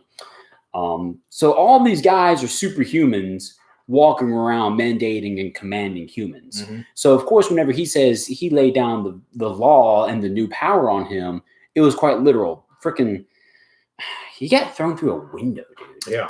Yeah. Not only that, but then it's like, I'm going to beat your face in too. They're not going to recognize you or your badge with all the blood covering it. Yeah. Yeah. And you kind of wonder, I realized that like there were such time constraints and that this is such a fast paced story. I do kind of wish that they had given us maybe another interlude with Superman kind of beginning the process of making these peace troopers. Like, what did that process look like? Yeah. Like, what was the quality of people that you chose, and maybe see the dissension happen within them? Because a good man who gets power can turn into that real quickly. Yeah. But I guess maybe it would help me more if I could see that transition. Yeah. Yeah. I get that. I do. The benefit of them doing it like this is that they're less human this way. They're more just a random force. Like they're all just noticeably, undebatably a bad team now. All these superhuman cops, essentially. But you're right. It would have been cool seeing the counter. I like both. I like both. Because like I find it hard to believe that like because Superman said he's going to choose good people, and surely Superman's term of good is now skewed. But right, even still, surely some people will see that what we're doing is a little fucked up. Right. But yeah. But no. Anyways, Bullock is hospitalized. When he comes to, there's Renee Montoya and Commissioner Gordon at his bedside, and they're like, "Well, get your hat. You can leave your badge. We're going to war." And they're basically saying that, okay, we got some new allies, some new friends, and we have a plan. I got a plan, Dutch. I'm tired of your plans. But when we go back to the Green Lanterns side of things, we see that the Lanterns, they've decided to surrender their rings because it's either that or Superman would let the Sinestro Corps kill him. It's basically what he's saying. Superman says that if you don't surrender your rings, then I can't stop the Sinestro Corps from killing you. Right. Surely you can try. No, you probably could. Yeah. You just don't want to. Right. Yeah. The thing is, Sinestro is so deeply rooted into Superman's mentality now. And Sinestro talks about this either earlier on or later in the story. I don't remember where. But he talks about how Superman's current mentality is so akin to that of what Sinestro's old mentality was. Right. He sees the roadmap. He knows where he came from, where he's at, and where Superman's mentality is going. Because he's been the tyrant before. Absolutely. Yeah. And he's seen the uprise and the downfall of it. So he's kind of walking Superman along and just... Superman's digging into it, man. He's drinking that Sinestroade, which is lemonade flavor. Pink lemonade. Well, okay. You get it. That almost upsets me. I'll let it slide. But yeah, no, he's drinking that Sinestro pink lemonade bullshit aid. And yeah, he's just like, nah, bro, I'm sorry. Sinestro's right. You guys can't go back. Yeah. Yeah. And that's we that's kind of what we get from the Green Lanterns at this point now. They surrender their rings, all except for, of course, Hal and John, who are off on the sidelines. And Guy's not there either. Yeah. But back with the Gotham Brigade, or the side that's working with Batman here in Gotham, we see that all the former cops who work for the GCPD, they're there with Gordon, Bullock, and Renee Montoya. And they're like, we have a plan. We have allies now. And they're like, well, what's the plan? Gordon takes one of the super pills and lets Bullock shoot him in the head and goes, trust me, we have a fighting chance now. Yeah. It was pretty cool. It very much was, dude. And this is part of the dialogue I mentioned to you earlier off, Mike, that was just like, oh, man, I can tell at this point that everybody working on this book really wanted this to be the beginning of the very moving part of the story of this year. This was the part when emotions were going to be played with here, because in this text, it's very much like a Rage Against the Machine conversation where everyone's just like, look, well, what good are our badges going to be against these super cops? We don't have anything against that. And Jim Gordon right before he does the super pale bullet demonstration for everybody, showing them how invincible they can be, he tells them, "You won't need your badges anymore." Yeah. How deauthorizing, but how grand, dude. Like, holy fuck. If you think about that, like, man, we're just taking power now for what it is. Fuck the definition of power by law or power by people's rights and things like that. Now, no, this is just power. Yeah. Yeah, it's Yeah. That's some cool shit. it is. Yeah. I dig it. But that is effectively where that chapter ends. Yep. We go to one of my favorite moments or one of my favorite chapters in the book, which is chapter 7, being the quiver. Fitting name for what this chapter is all about. Yep. So in the quiver, we see Dina. She's leaving Gotham temporarily, and she's going back to the Arrow Cave to just settle some arrangements with Ollie stuff. And when she goes there, she confronts Harley Quinn, who was there, and she's like, "Harley, get the hell out of here! Like, just leave. You're not welcome here." Harley's like, "This isn't your cave. This is Oliver's cave," and then they kind of start this silly little fight, which is so entertaining as it is silly. Yeah. And the fight stops once Dina puts the fight on pause, and she tells Harley, "Wait, bucket, give me the bucket." And Harley's like, "What are you gonna do with the bucket?" And Harley is so funny. With any other supervillain, this would not happen. No. But Harley's like, "All right," and she hands her the bucket. Harley's just crazy enough to be like, mid-swing, hammers like inches from Dina's head. Wait, what? I thought we were fighting. What's going on? I thought that was the MO. What are we doing? What are we doing? Yeah. And so Dina is handed the bucket. Is this allowed? Hands the bucket over.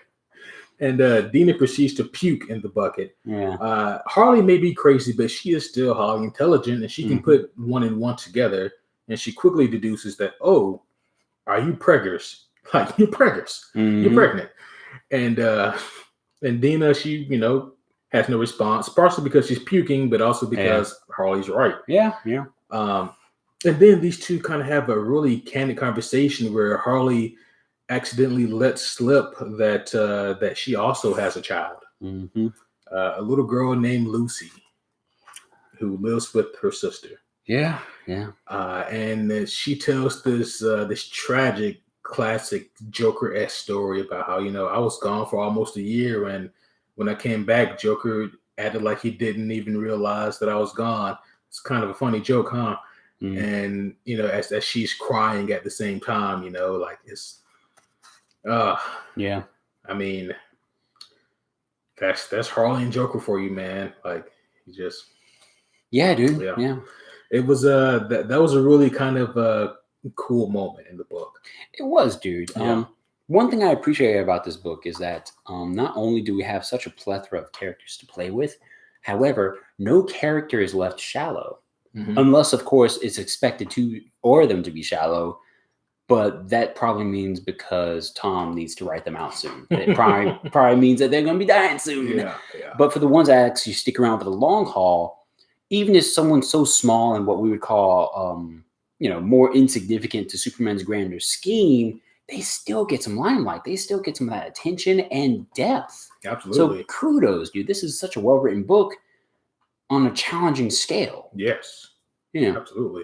I would even go so far as to say that I don't think it's debatable even. I think it's pretty much agreeable across the board. But I mean, Dina is one of the main players here. Oh yeah. Like, she is a strong necessity. Yeah.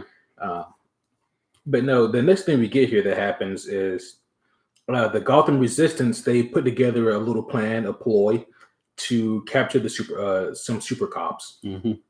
And the plan goes pretty damn well. Before that happens, though, Guy does report back to the Guardians about the Sinestro Corps and about Superman. Yeah. Basically about others who are working together. So Guy does relay the information back to the Guardians. But the Gotham Resistance puts together a plan to stop or to capture some of these super cops. It's a pretty cool plan. Yeah. And it works without a hitch. They got like Huntress and Batwoman working with Bullock and Renee. And they're able to capture enough of what they need. I think it's like maybe 3 of them that they get. But Commissioner Gordon goes, no, don't read them their rights. Like, yeah, I love Yeah. that. Again, that's kind of going back to that Mhm. that authoritative. No. We're not doing this like we used to, like cops with badges and the law on our side. No. This is us just using power to usurp them. Yes. And I dug the fuck out of that. Oh, yeah. That hardcore fist risen above the crowd. We're all pushing back against this. Fuck yeah, man. Oh, That's yes. the stuff that gets my blood boiling. Absolutely. Oh, yeah. Like this is Jim Gordon at some of his finest. It know? really is, dude. Don't read them their rights. They don't have any. Yeah. Fuck yeah. Ooh. That's a badass line to It drop on a is. guy you just kicked. Yeah. The next thing we get here is intermission or interlude 1, closing time. Mm-hmm. I really enjoyed this just because it, for one thing, the plot moves so quickly that it can almost get ahead of the characters because the plot is moving. So what this does, it really does, it kind of slows things down a bit, but it also focuses primarily on just some of our characters, mainly Barbara and Jim. I guess really quick, guys, just to give you a synopsis of what happens here is Barbara and Jim, they see on some of the security footage that it looks like Barbara's mom, Jim's wife, whose also named is Barbara, is still alive. Original. Yeah. And Jim's like, well, if she is still alive, I have to go out there and find her. Jim decides he takes a super pill, he goes out, sneaks about, and By the way, these super pills are speeding up his cancer. Yes. They're not forgetting that. That's an important token in the story still. But he is relentlessly taking these for the cause, and especially in this case, for what looks to be his wife. Mm-hmm. He goes out and he confronts his wife, who quickly transforms into this hellacious-looking thing, and it's Basil Carlo is Clayface. Mm-hmm. And obviously Jim is super pissed off. Clayface is pleading for his life. Clayface says that he did it because, under the GCPD, they put him in jail or whatever. But this new regime, Superman, they'll just straight up kill him. And he's fearful for his life. And he goes, look, this is the only way I could get your attention. But I do know where your wife is buried. I can give you that closure. But please just, don't kill me. I need some solace here, essentially. And Clayface does take Gordon to the pier where his wife had been murdered. Yeah. And he explains to Jim how she was in this continuity. She was a detective, and how she was tracking down like the Red Hood gang. She was trying to find, I guess, a lead on the Red Hood gang, and it looks like she kind of did. And they murdered her. He says that he wasn't a part of it, but he did see it happen, and that she's buried down there. And it does actually turn out to be, that part is legit. Her body is buried down there. Jim reluctantly brings Clayface back. He explains it to the rest of the resistance, what's going on with Clayface. And everybody's tentative about it. They don't really. Right. It's Clayface. Right. Yeah. He's shifty. Yeah. I see what you did there. But then we get that face we just made is going to be a T-shirt one day. Yeah. But then we get probably the most fucked up part of the whole thing, which is Barbara. She's just looking at some old footage or whatnot, and she looks behind her and she sees what looks like Nightwing. Yeah, looks like Dick Grayson, and obviously emotions override, and she goes after him like, "Dick, is that you? Are you still?" Yeah. And then she quickly realizes, oh no, this isn't Dick. Like, what the fuck are you doing, Clayface? You're not supposed to be out of yourself, first of all. And what do you think you're doing masquerading as Dick or as Nightwing? Yeah. And Barbara being the smart girl that she is, she quickly realized that, okay, your story was fishy from the beginning. Yeah. Clayface reveals that, yeah, you're right. Superman put me here to divide you guys, divide and conquer, Yep. Also, I got the page open here. He's telling them, I was also sent here to give you a message. Yeah.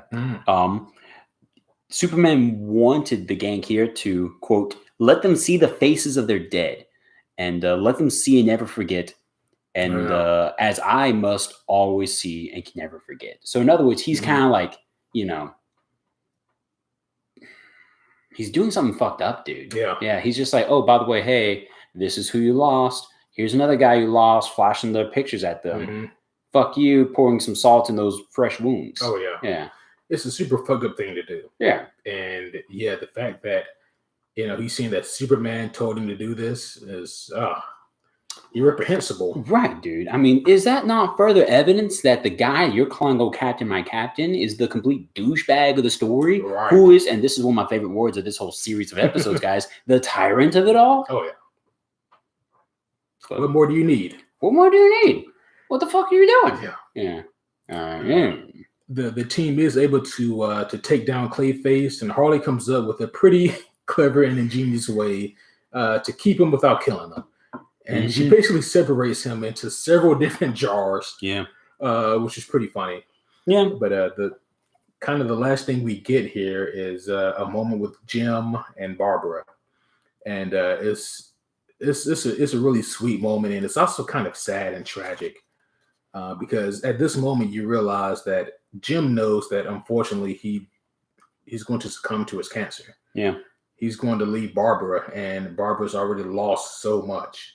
This was a great overarching story here. And again, guys, this is something we touched on in the first episode. Something I definitely raved on about for a second is that this was another successful, well done, character developing small story in the grander scheme of the big story. And I love that when it's done well. Mm-hmm. And in this case, it's done well.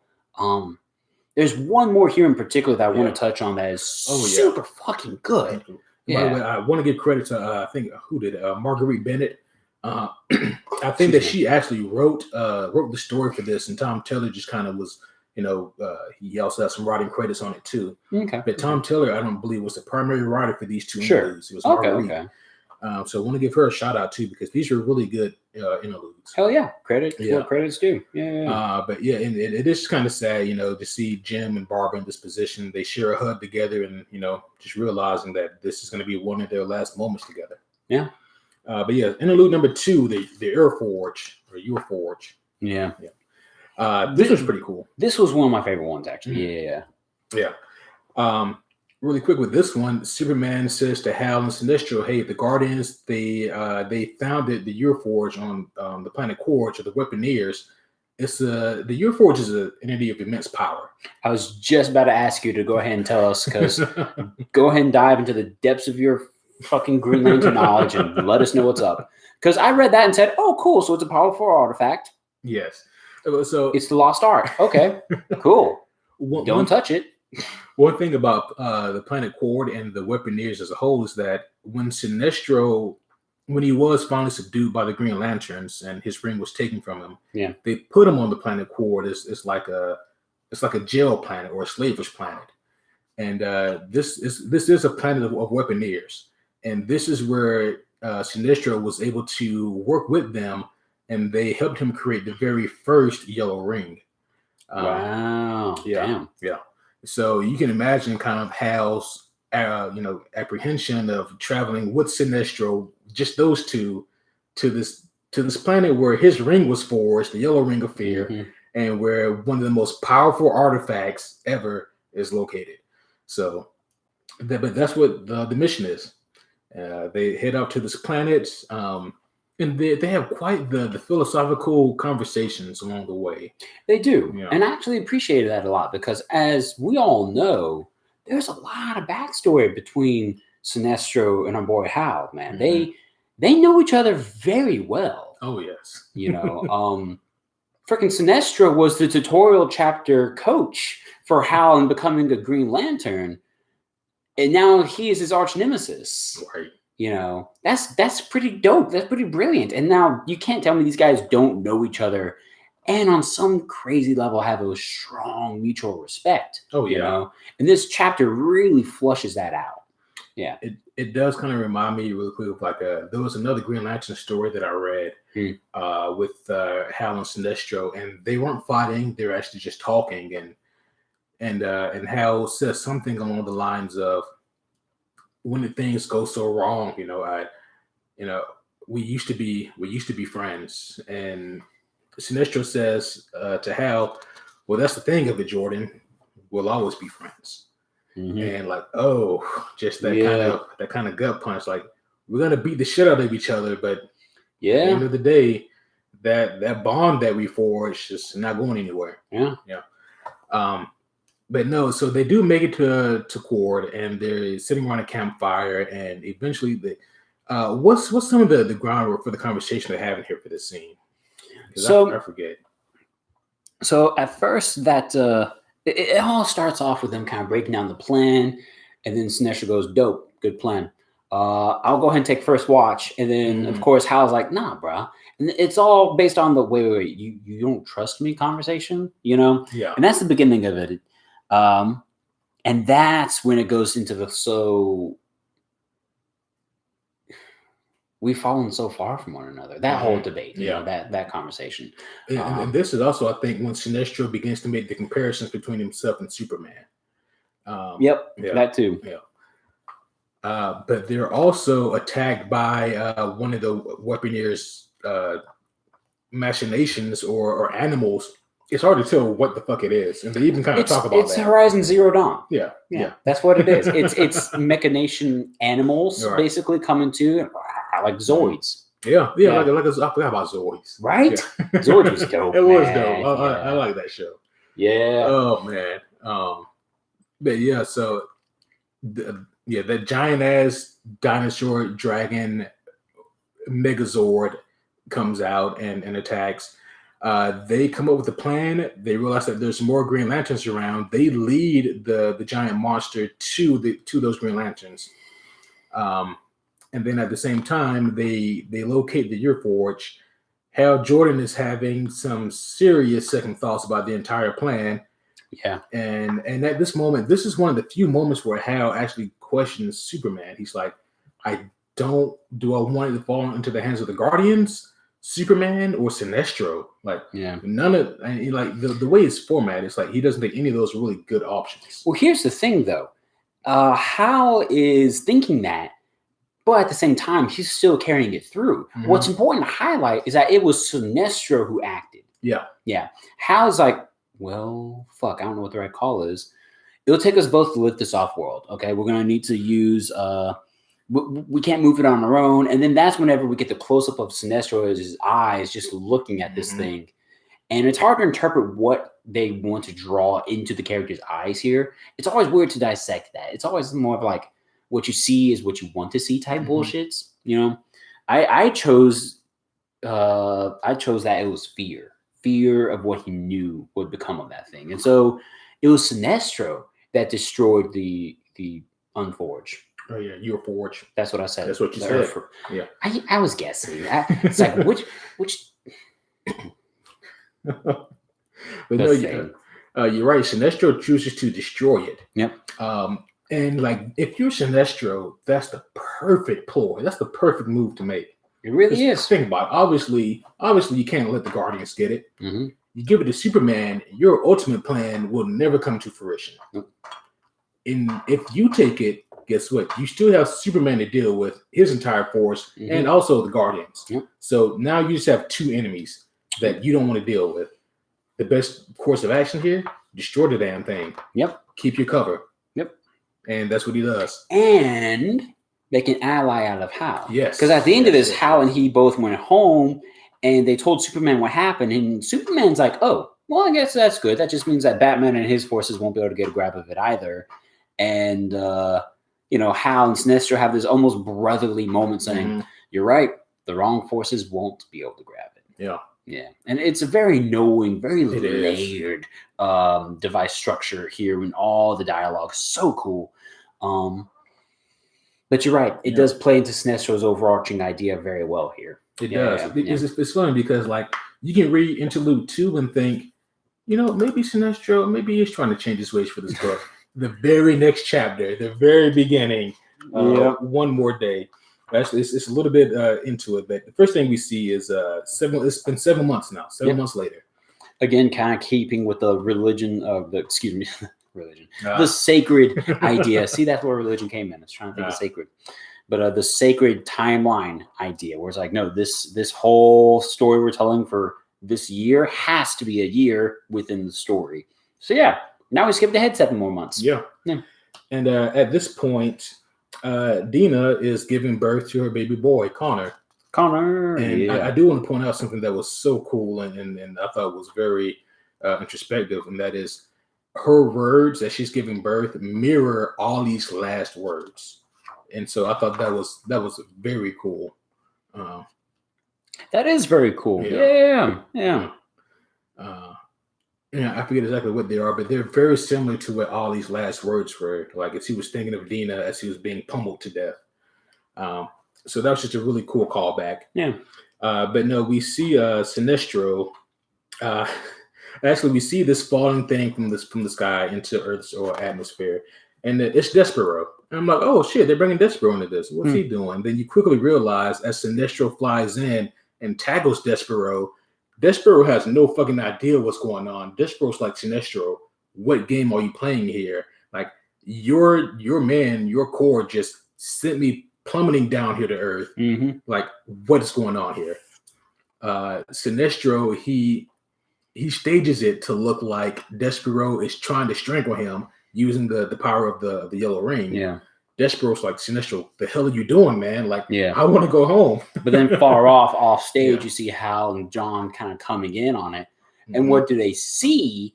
Some hands choking our boy over here, Sinestro. They see Despero strangling Sinestro, but that's really not happening here. Yeah. And at that moment, as soon as Sinestro sees Hal and John flying into view, he kills Despero. Yeah. Like, and his dialogue's perfect. Like, please don't make me do this. And boom, Despero's out of the picture. Oh, we came as soon as he went. That's another one. Yeah, another one. All right. We did get a birth. Is that off bound? Okay. Nope. Okay. I asked myself the same, and I was like, nope. Okay. I thought I'd try. I thought you tried too, and there's a reason for that, because I have one thing to argue, which I can't bring up yet. Gotcha. But yeah, so we see that happen, and Sinestro's like, he covers for himself so quickly. He's like, I need to go down and check on the people. There'll be injuries and people to tend to. And then Hal and John are like, I can't believe this. Like, Sinestro's turning a new leaf. Yeah. Like, but then, of course, as they say that and talk about, like, I think we do need to believe he's turning a new leaf. The panel's drawn so well to where on the background, that's Hal saying this. But on the foreground, where they're all flying together, you see Sinestro and his fucked up evil man smile. Yeah. No evil guy withstands the temptation to do an evil man smile. Absolutely. First thing you do, make sure no one's watching, and then you just let that smile go. There you go. The YouTubers just got a glance at that. There you go. Okay. Let's see where we're. Oh yeah. So the next thing we get here is, and we do see Harley. Harley comes and she visits Dina and baby Connor. She gives Dina a muzzle for her baby because what if the kid has her powers? Actually, I have to highlight both gifts. She gives them first a bow and arrow set and says, "Here you go," and a muzzle. Now, here's the thing. You think to yourself, why the fuck a muzzle? Bow and arrow set makes sense. It's Oliver's child. Right. They might be an archer one day. Cool. Well, what if the baby also has some cool siren, banshee, blow your eardrums out powers? You don't want her crying as a child with access to those powers. So that's why Dina's all of a sudden like, what the fuck are you giving me a muzzle for? Oh, yeah, give me the muzzle. Give me the muzzle. Yeah. It's actually like, dadgum, Harley is multifaceted here. She is. She's crazy and smart. Right. Yeah. She's crazy smart. And crazy smart. Yeah. And it's also really telling that Harley knew the due date. Harley got gifts, no matter how ridiculous they may seem. Yeah. And Harley visited Dina in the hospital. Like that is very. She's becoming a sister. Yeah. I thought that was just a really kind of sweet moment. Harley has the best of intentions here. But moving on though, the next thing we get is we see the Green Lanterns. They are now heading to Earth, and they brought backup. They brought Mogo. Mogo's a planet. Mogo looks like another planet Earth, but with a Green Lantern ring. Yes. And yes, it literally is a giant cummerbund wrapped around the Tagum planet. And it's the Green Lantern symbol all across. I just picture like because obviously like Mogo. I don't think I've ever seen Mogo with dialogue because he's No. he's a planet. He's a planet. But The only planet that gets dialogue is Ego because reasons. yeah. Yeah. But like with Mogo, I just picture like as like what did you say to Mogo to get this planet-sized Green Lantern to move across the universe? I just picture Mogo like, yeah, we're gonna fuck him up. That's it. That bitch ass planet Earth, that's it. Man, I'll fuck that planet up. I'll beat the shit out of Earth. Well, move out the way. And like Gaga's like, no, chill out, Mogo. We don't need to destroy the whole planet, bro. Just a few people on it. Like, nah, man, move the fuck out the way. My name is Mogo, and I came here to fuck you, Superman. Oh shit. Yep. But yeah, Mogo is a sentient References. planet. Yeah. He's a sentient planet who is a Green Lantern, and then he's great. How do you convince a planet and all of its willpower?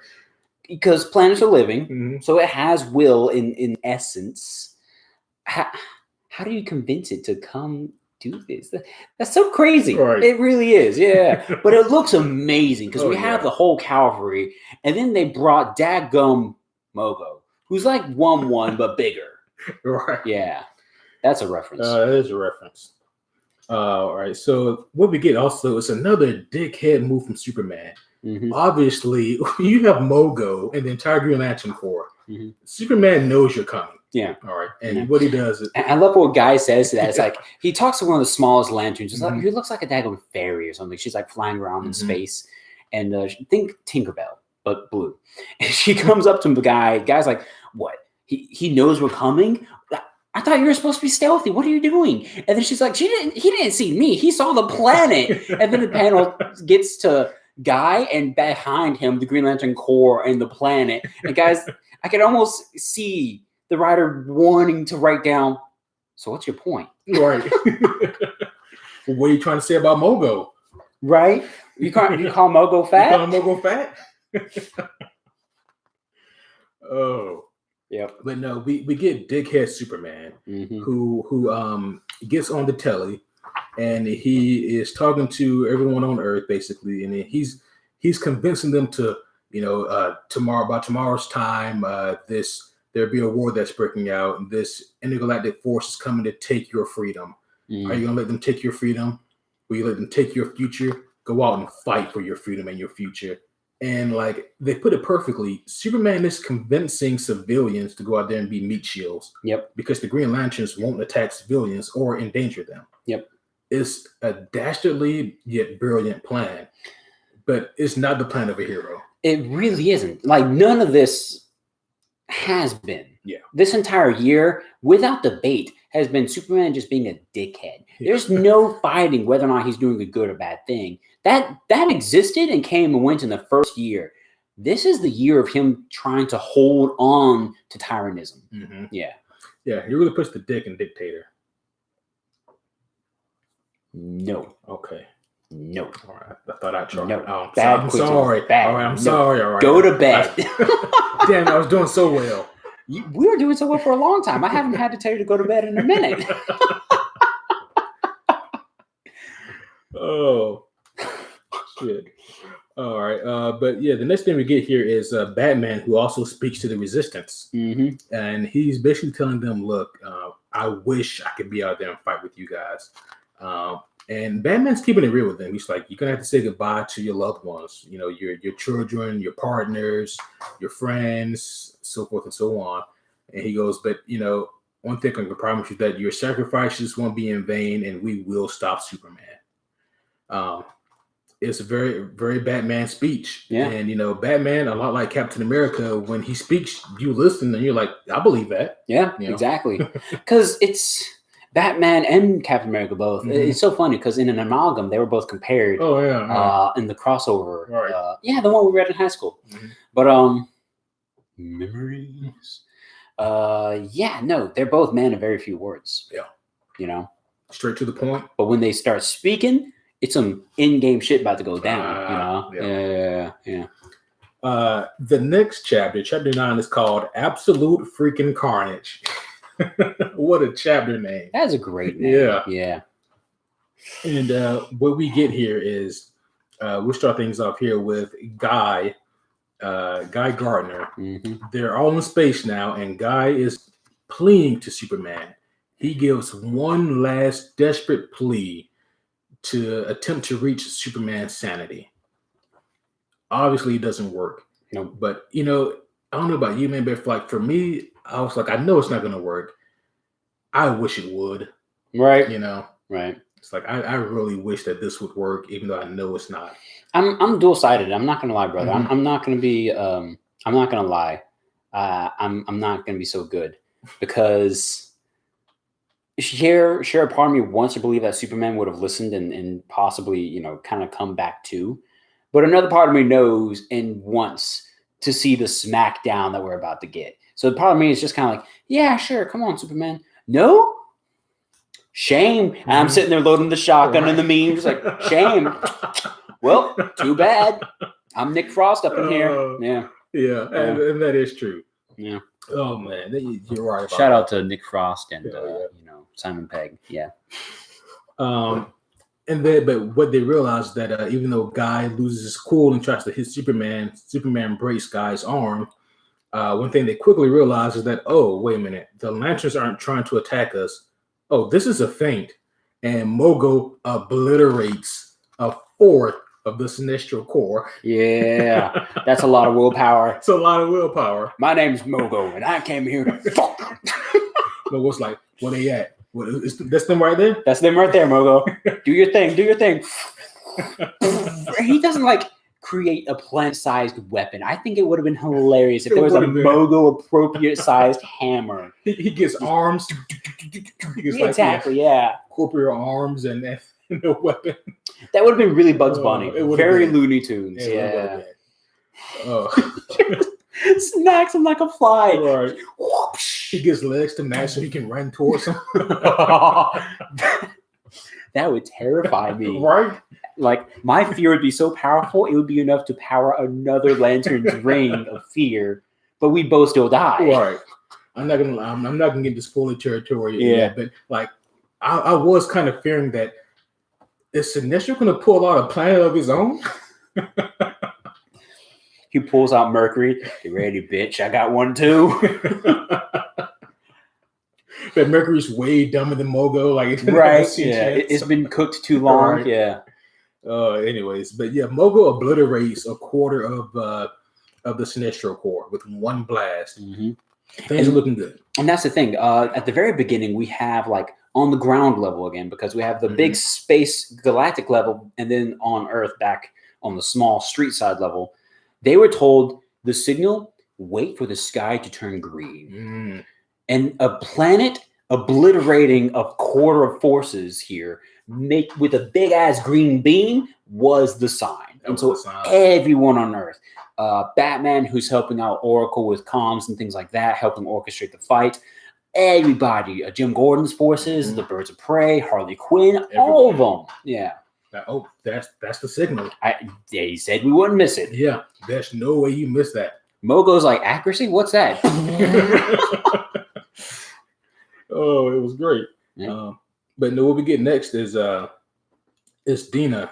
She's given a kryptonite bullet, and she's got one shot with this thing, and that's a mean-looking bullet. Yeah, it's a mean-looking bullet. Obviously, she has a gun to go with it. It looks like an SKS bullet, but for some reason, it's appropriate for a handgun. A handgun. Yeah. That's weird. Yeah. But the dialogue here was great because Bruce is telling her, remember who Superman is. And she goes, yeah, I remember, as she loads the bullet in, but I can't guarantee anything because the man with the best aim is dead. Dead, yeah. Yeah, because Superman or Batman says to bring Clark in alive, try to remember who he was. And that's when she drops that line that it just rips to your heart, man. It does. Because again, it's that layered quality writing. Yeah. And just that's dripping. Yeah. If I was Batman and I heard her drop that line, the man with the best name is dead, I would be like, she might kill him. Yep. I'd be like, fuck, we about to lose some Clark, man. I tried, Yep. Oh, man. Well, let's see. Yeah, so next we get the Resistance. They put their plan into motion, which starts off with Harley Quinn strapping a bomb to herself, creating a huge distraction. Notice she's wearing like Jack Nicholson Joker getup, dude, with like the purple like brim long hat and like the long purple overcoat, dude. Yeah, that was pretty great. That was a cool shout. Yeah. And then we quickly see the capture of both the Flash and then Damian. Damian is still a little shit, and I think Catwoman even calls him as much. Like, you're always a whiny little shit. It was kind of a great moment of dialogue between them. I'm trying to find it actually, yeah, because I see. Oh, there it is. Yep, you whining little shit. Yep. Well, excuse me. They edit shit out and just give us 4 asterisk symbols. So she could have also been saying, "You whining little fuck." Yeah, she could have. Yeah, or other words. Oh yeah, or others. Dr. Psycho knows some other words to use. Yep. Shout out to those who watch the Harley Quinn TV show. You guys get that. Yeah. But no, so she also captures Damian as well. So Flash and Damian are now down and out. And with her help and the rest of Jim Gordon's crew, they capture Lex Luthor, which is very important here. Yes. But the thing we do also get next is, they take the fight to the peace troopers as well. So all the super people are going up against those peace troopers. But yeah, you're right. Cyborg says that there's someone who's hacking into their servers. Lex Luthor says, "Oh, just shut it down. Don't risk, trying to find out who it is." Cyborg's like, "No, dog, I can do this." Cyborg goes up to the watchtower, and Lex is captured. And then it is revealed quickly thereafter, Lex has words privately with Jim Gordon. "I'm your inside man." Lex has been the spy this whole time. Yep. That was a very, very cool reveal. Yeah. And very much needed as well. Yeah. Yeah. At this point, dude, it was a clever reveal, and it's a clever plot that Lex has got going on there. Think about it. Like, Lex comes up with the idea, I can make these super pills for Superman, and you can, make your army. Lex is probably really thinking, I can get one of these to Batman, and maybe he can end this shit. Like. Yep. Yeah. So it's a very Lex is playing like 4D chess, man. Like, it's very clever what he's doing, because he has to make it look like he is doing his best to thwart Batman, but at the same time help the team. Like, so it's very clever. But no, what we see here is Lex and Jim, they're transporting themselves to the watchtower, and Lex goes, "I'm gonna have to pretend like I'm apprehended, because if you fail to stop Cyborg, I can't have my cover blown." Right. So Jim knows what's going on. Chapter 10 is Air Assault. Air Assault. And this chapter is really cool. One of the first things we get here is going straight to the Ganthet section of stuff. We go to Ferris Air Base, where like Huntress and Batwoman go in to get some high quality jets. And while there, obviously Hal Jordan shows up, as well as Guy Gardner. So the taking of the jets is a bit delayed, but also eventually Ganthet shows up as well to the melee. And obviously Ganthet's there. If you're on his team, you're on the winning team here. Right. One thing Ganthet does, though, is he removes Hal's ring. He says, "You're just..." Yeah. Now, this part here is very cool. I'll let you go ahead and give the reveal, and I'll tell you my little factoid in a second. Cool. What happens to Hal, who's no longer a Green Lantern? Yes. So the way it happens is also full of selfishness, and just his head is in all the wrong places, because Guy is doing the right thing. He's trying to get Carol out of there. Carol Ferris, who was Hal's girlfriend. Hal's trying to get Carol out of there. Hal sees Guy taking her away. He goes to stop Hal. Hal's like, "I'm just trying to get her away." Carol's like, Carol's trying to tell Hal to calm down. But throughout all this, he does take Carol, but Ganthet sees that Hal is just out of control. Yeah, he attacks another lantern. Yeah, again. Ganthet removes Hal's ring. You have broken your oath. You have broken your oath. I mean, he has, guys. For those who know the oath, he that's broken. Yeah.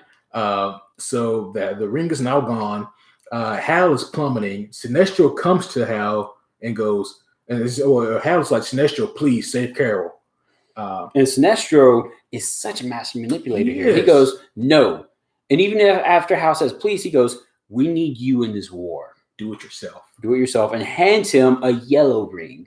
Now, here's the thing that's so fucking clever about that. In the video game, when you get to the alternate universe, Hal Jordan is no Green Lantern. In the game, he is a Yellow Lantern. Really? Yep. Huh.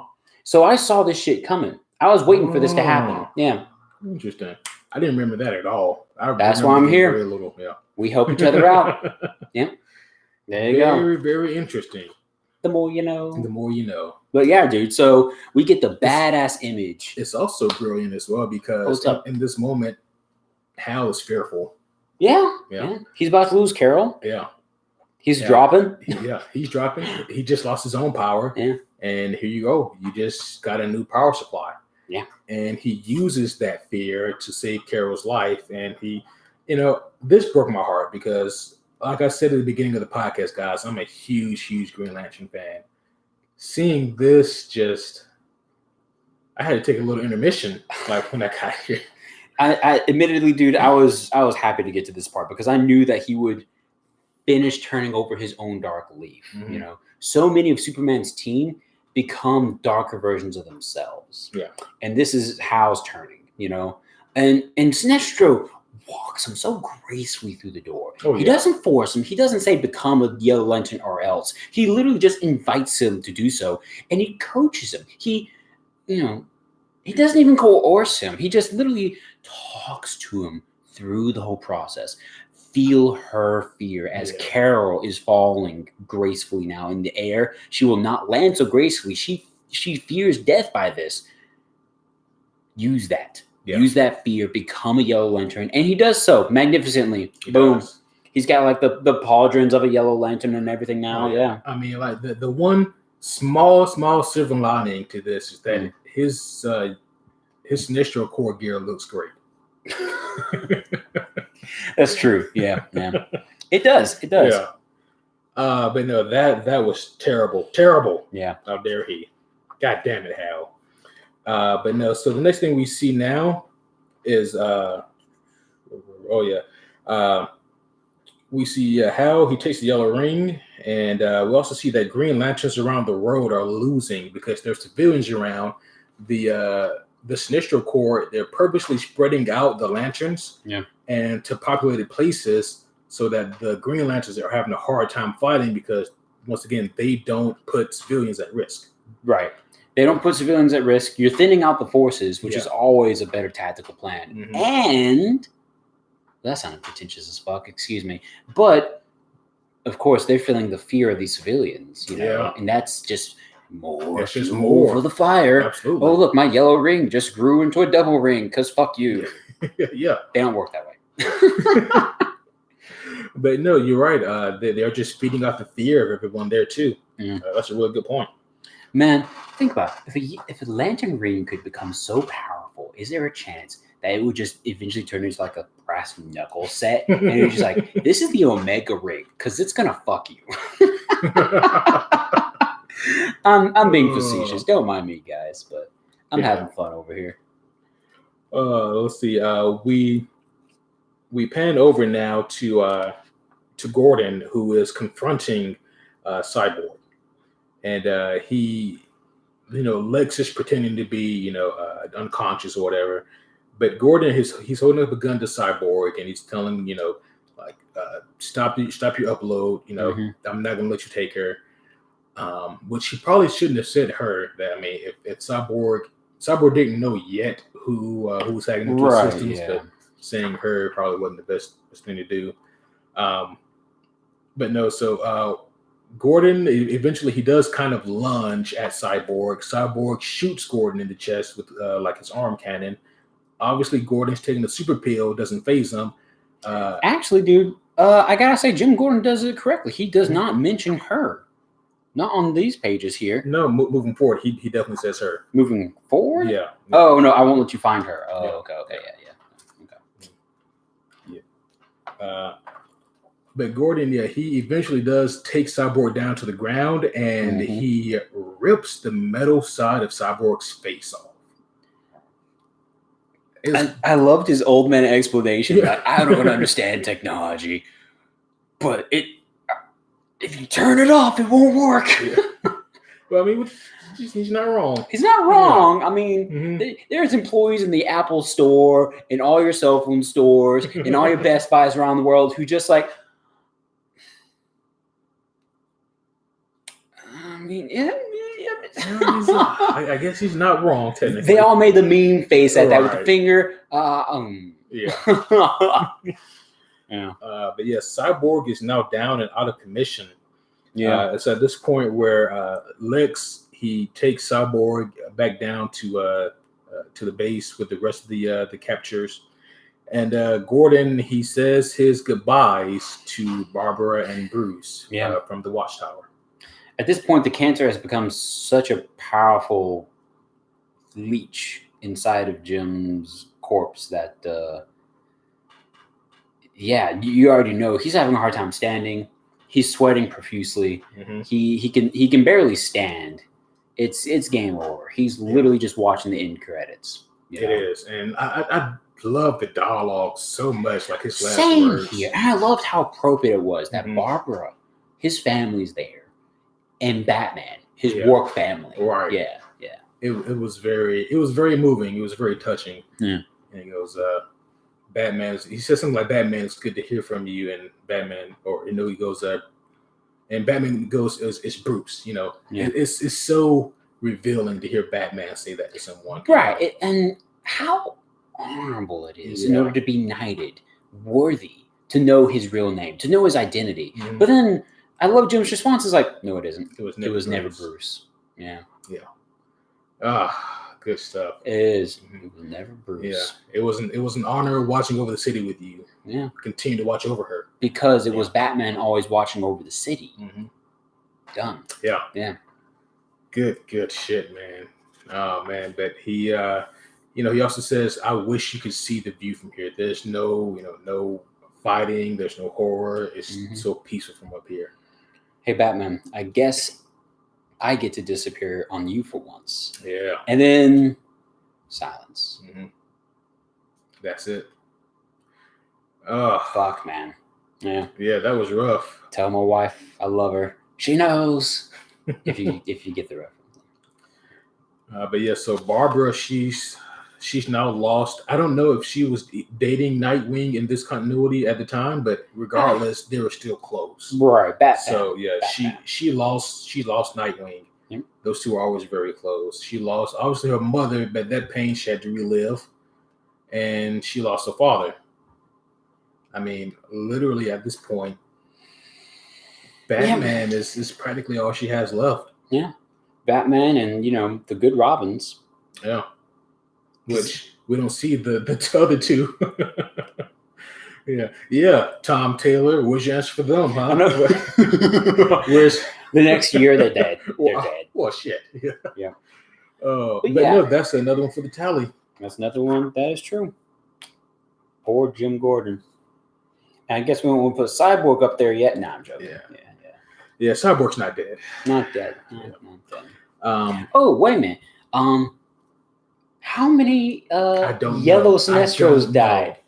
A quarter of their forces? A quarter of them. I don't know how many that would be. A quarter yellow lanterns.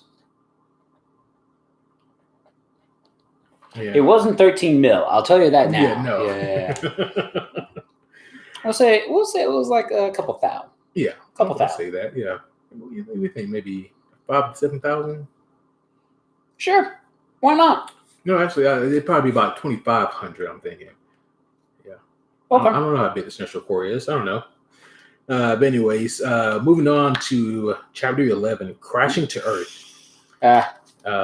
This one is So it starts off with Canthet. I love what he says here. He says to Sinestro and Hal, he calls them both terrible mistakes. Yeah. Oh man. Yeah. You both were just terrible mistakes. That's rough. Yeah.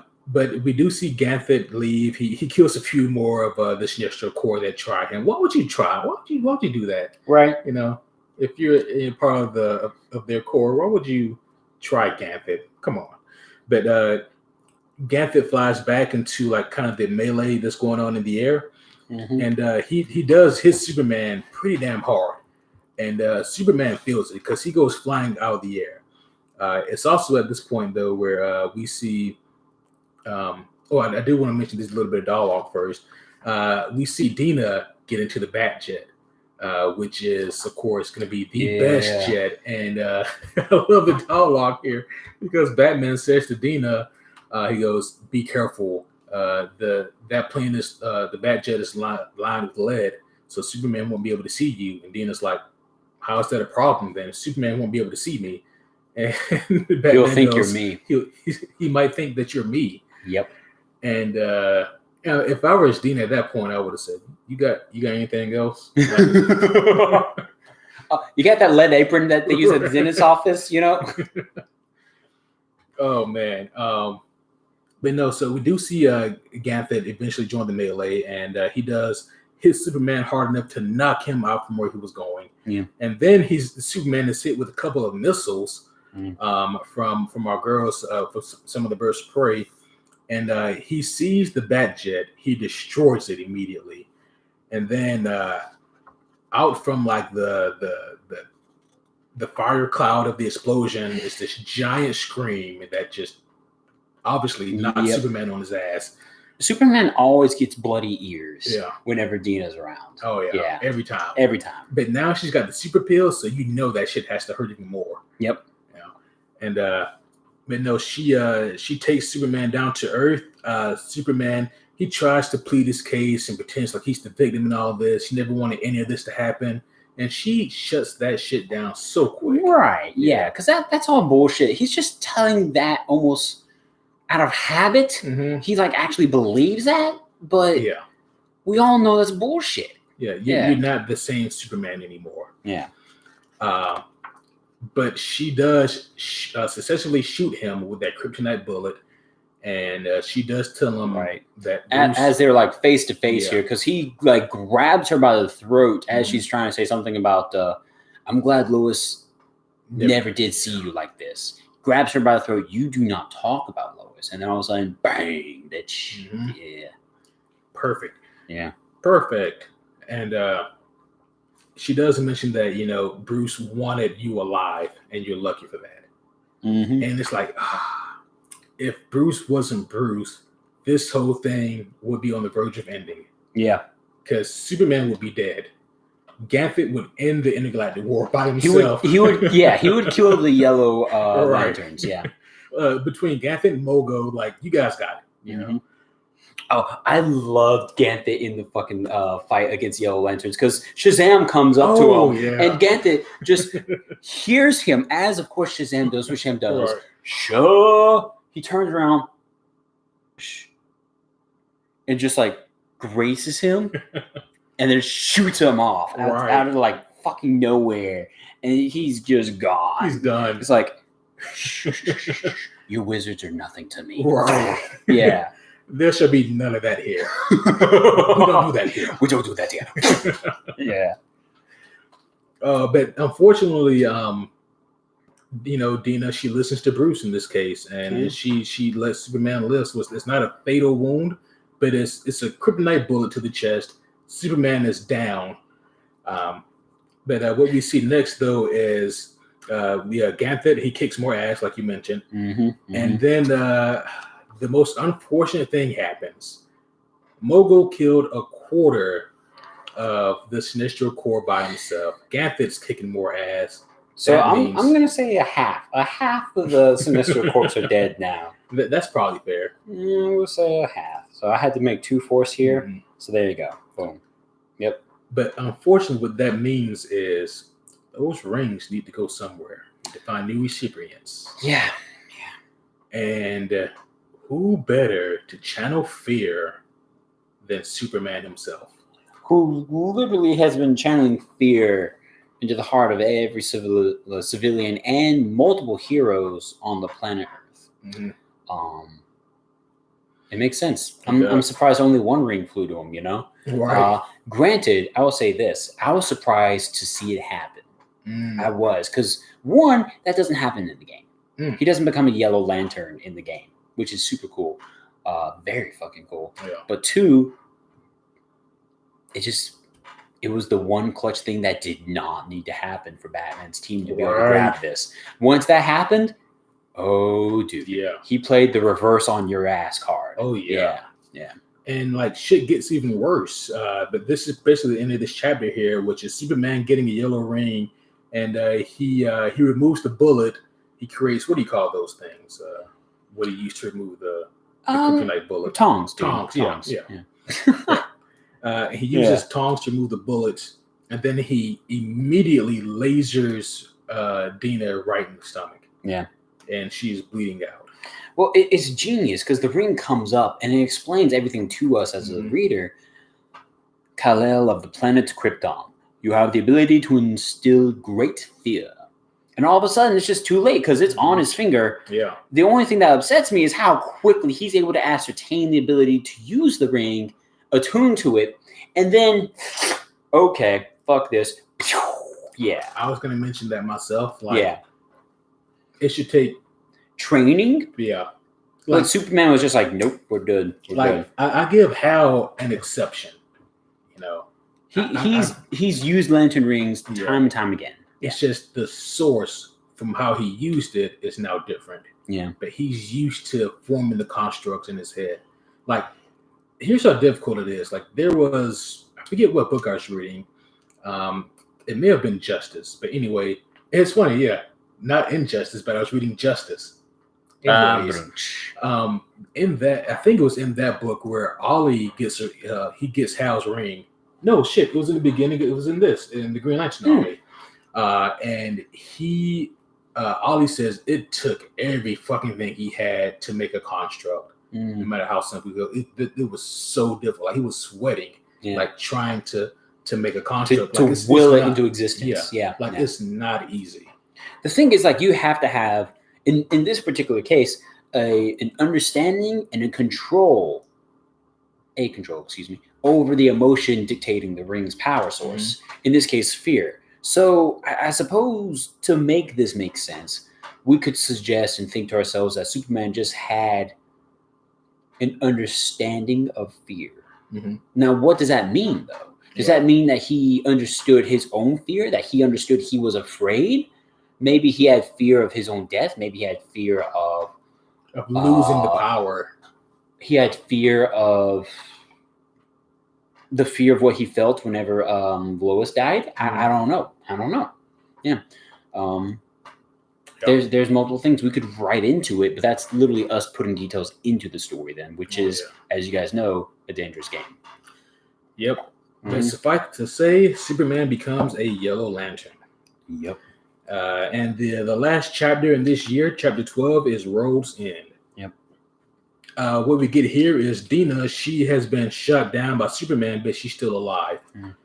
She reveals to Superman that she's been wearing contact lenses that's been showing everything to the world. So now everyone knows just how evil and corrupt he is.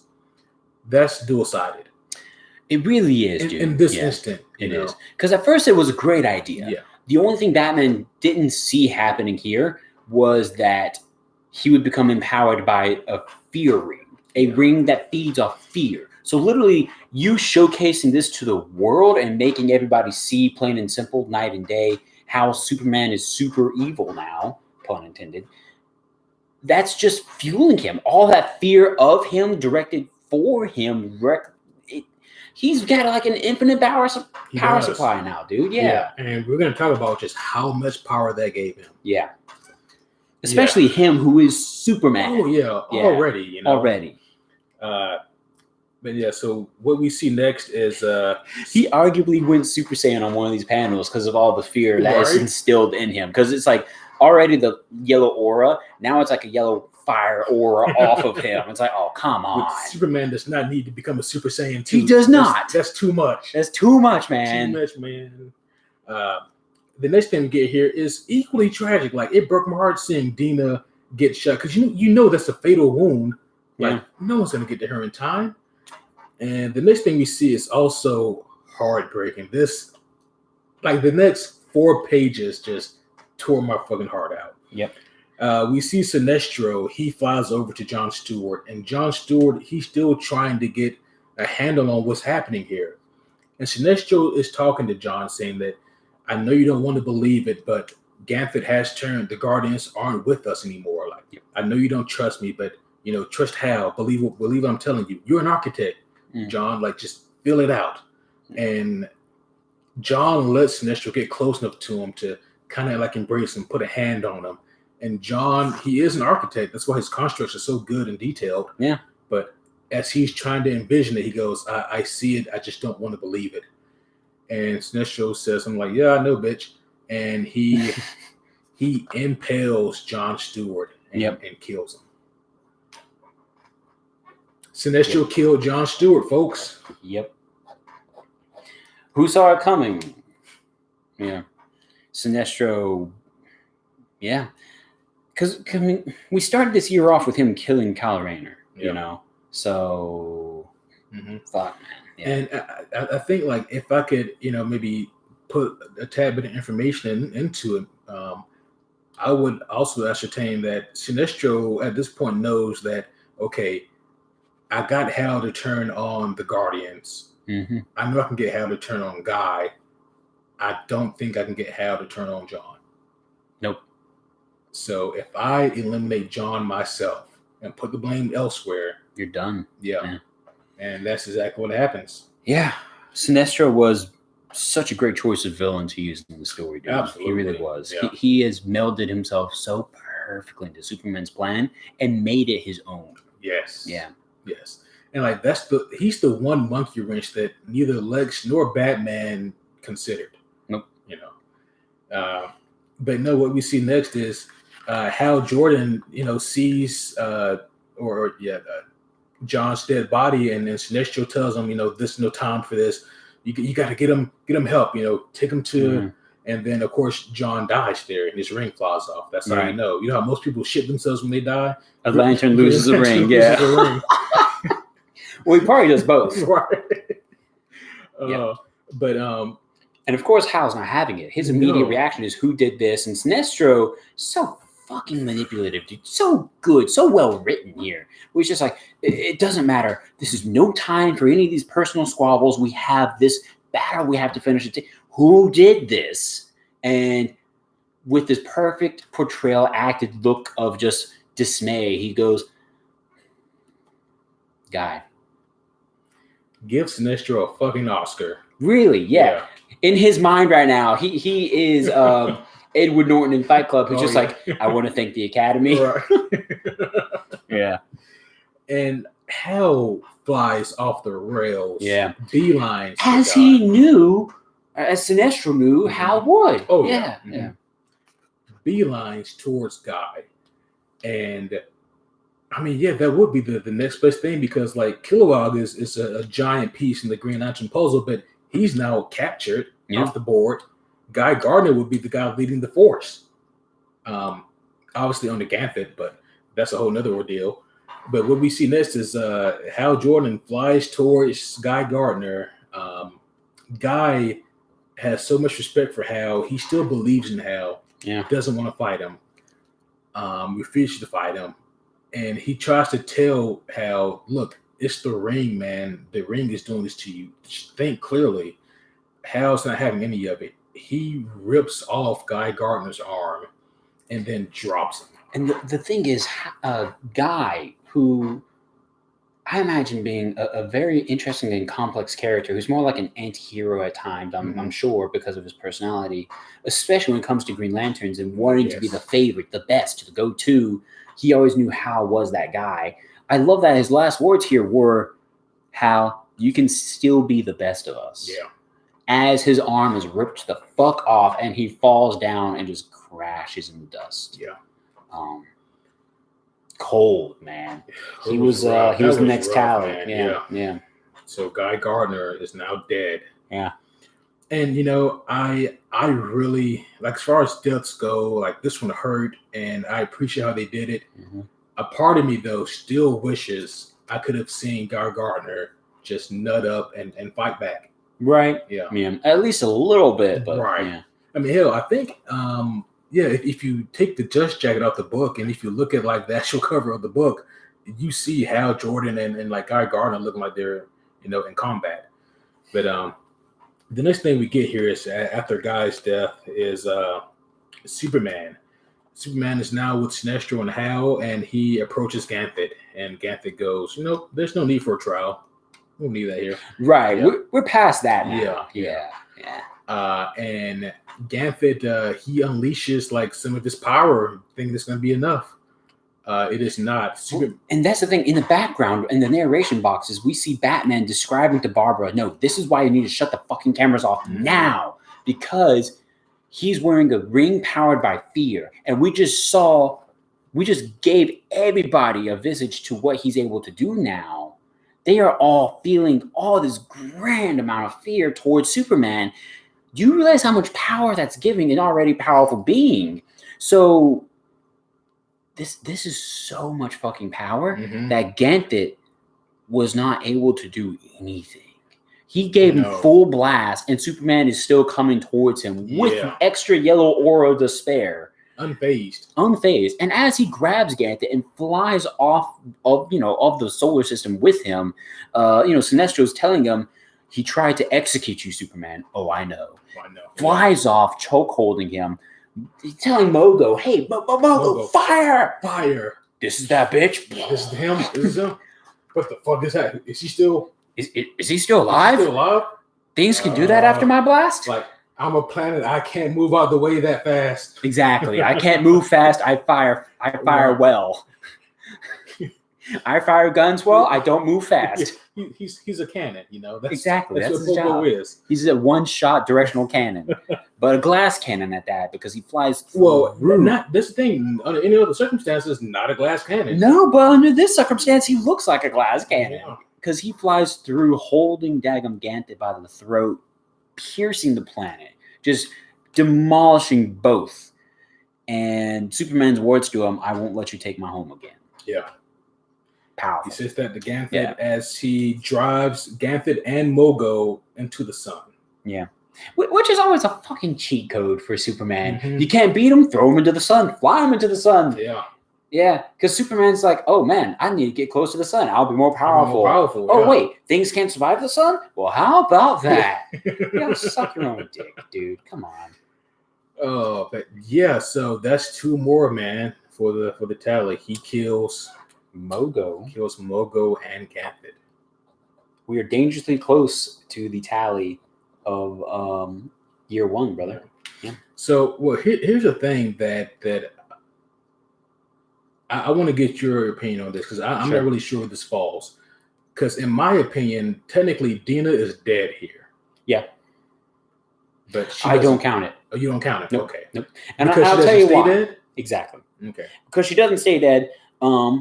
Because here we get the epilogue, guys. We see Superman finish off the Green Lantern Corps, and oh my gosh, dude! Just I'm sorry, guys. I was distracted by the last image here, where Sinestro is just like, "All right, it's done, dude. We did it. Yeah. We saved the world." And as they say, "We saved the world," you see mounds of corpses, yellow and green alike, just littering.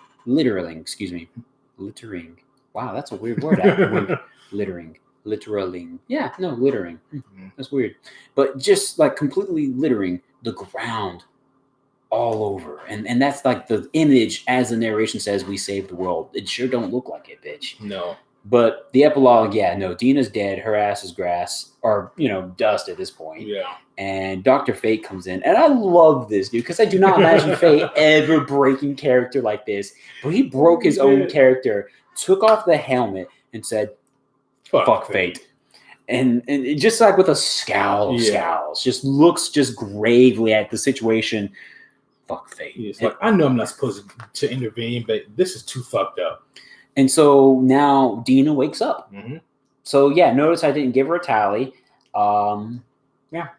Here's why I would potentially argue that she deserves a tally. Okay. Because for everyone else on Earth, for all intents and purposes, she's definitely dead.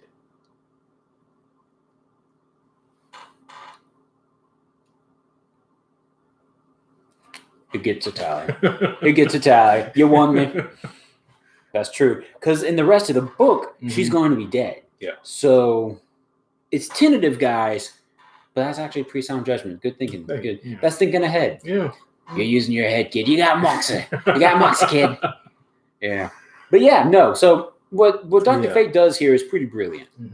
Yeah, it is, and it's something that he's not supposed to do, but he does it anyway because he's like he even says it himself. He goes, "You two have suffered enough." Yeah.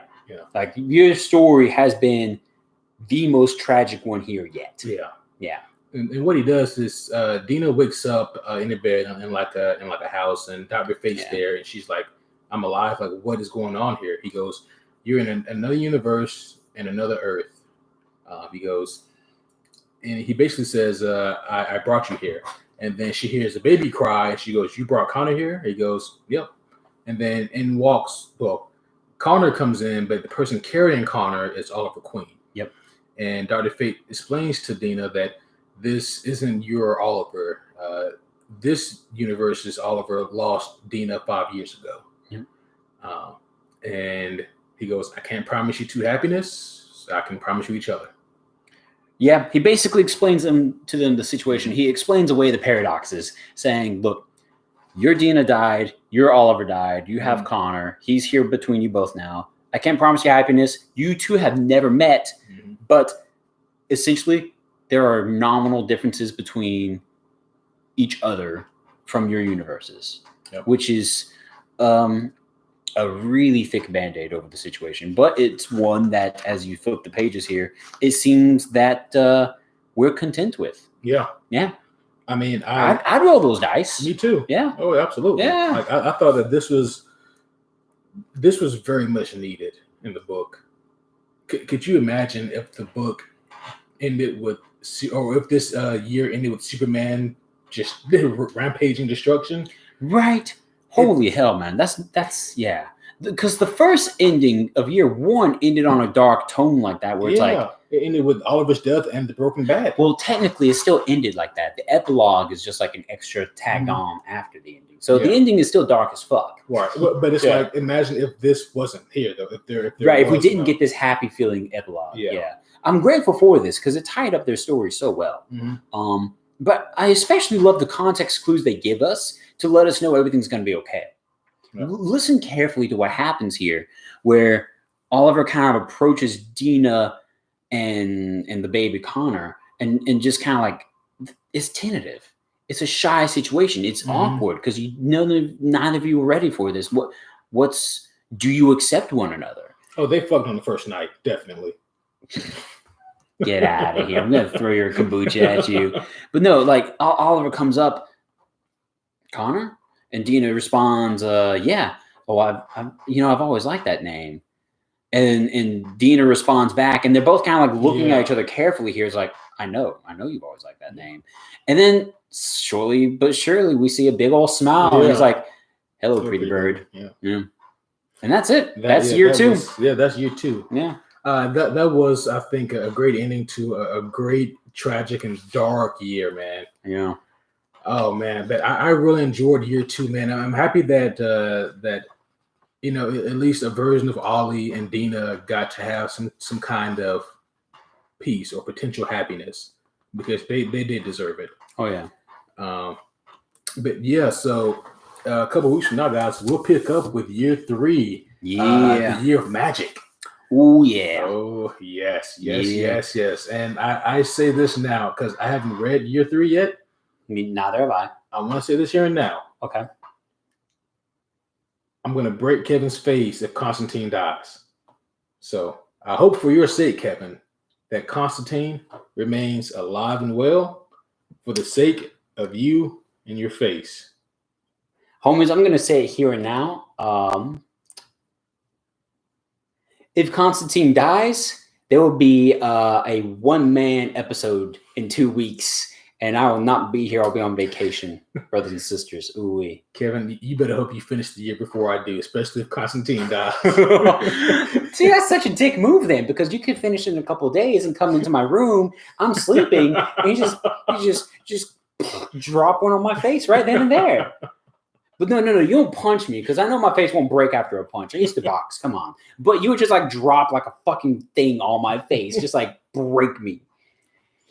You're paying for my hospital bill. We'll cross that bridge. You're paying every cent of it. We'll discuss the details of Asshole. that. But yeah, that's where we're gonna end things for here. Yeah, homies. I hope you guys enjoyed this. We sure did. This has been a crazy year in terms of injustice here too. Yeah, it's been a crazy year in reality. You know, it really has so far, and we're only in daggum April. Yeah, only 4 months. Well, in the process of us recording this, right. But this has been a blast. Hope you guys have enjoyed this, and we hope that we have provided at least a couple hours of distracting entertainment for you guys. Hell yeah. And if you need more distractions and more hours of distracting entertainment, feel free to hit up our Patreon page. That's going to be patreon.com/superhero homies, where not only you can get ad-free listening, I finally remembered to fucking say it, but you can also dig in on our other awesome nerdy subjects that we love to talk about so dearly and passionately. Absolutely. Like Kevin mentioned, we do have reviews coming up for Resident Evil 3 remake and the Final Fantasy 7 remake. Yeah, both have been dope. Yes. So for those of you who are gamers out there, you can expect those reviews coming up soon. And we're always planning new things for Patreon, guys. We always try to make it worth your time and your money. Mm-hmm. $1 gets you all of our movie reviews. $3 to get you everything we have to offer for Patreon. Hooey. But also, guys, if you guys haven't already done so as well, you guys leave us a rating. Ratings really help us out, particularly good ratings, but surely we deserve a good rating, right? Hopefully so. Hopefully you all believe that. If you guys go to ratethispodcast.com/superhero homies, you guys can leave us a review there. They make it really simple to use. It's a really simple interface. And once again, it helps us out a lot if you guys leave us reviews. That is ratethispodcast.com/superhero homies. Thank you very much, my friend. Yeah. But I think that's all we have for now. Oh yeah, no, that's everything I got, dude. You're good. I think I'm good. Let's go ahead and talk about year one again. So it starts off with we're getting off of this. All right, homies. Fuck it, we're going. All right, guys. So until next time, my name is Superhero Homie Q, and as always, I am Superhero Homie Kevin. Nice. Yeah. Threatening to break my face, you asshole.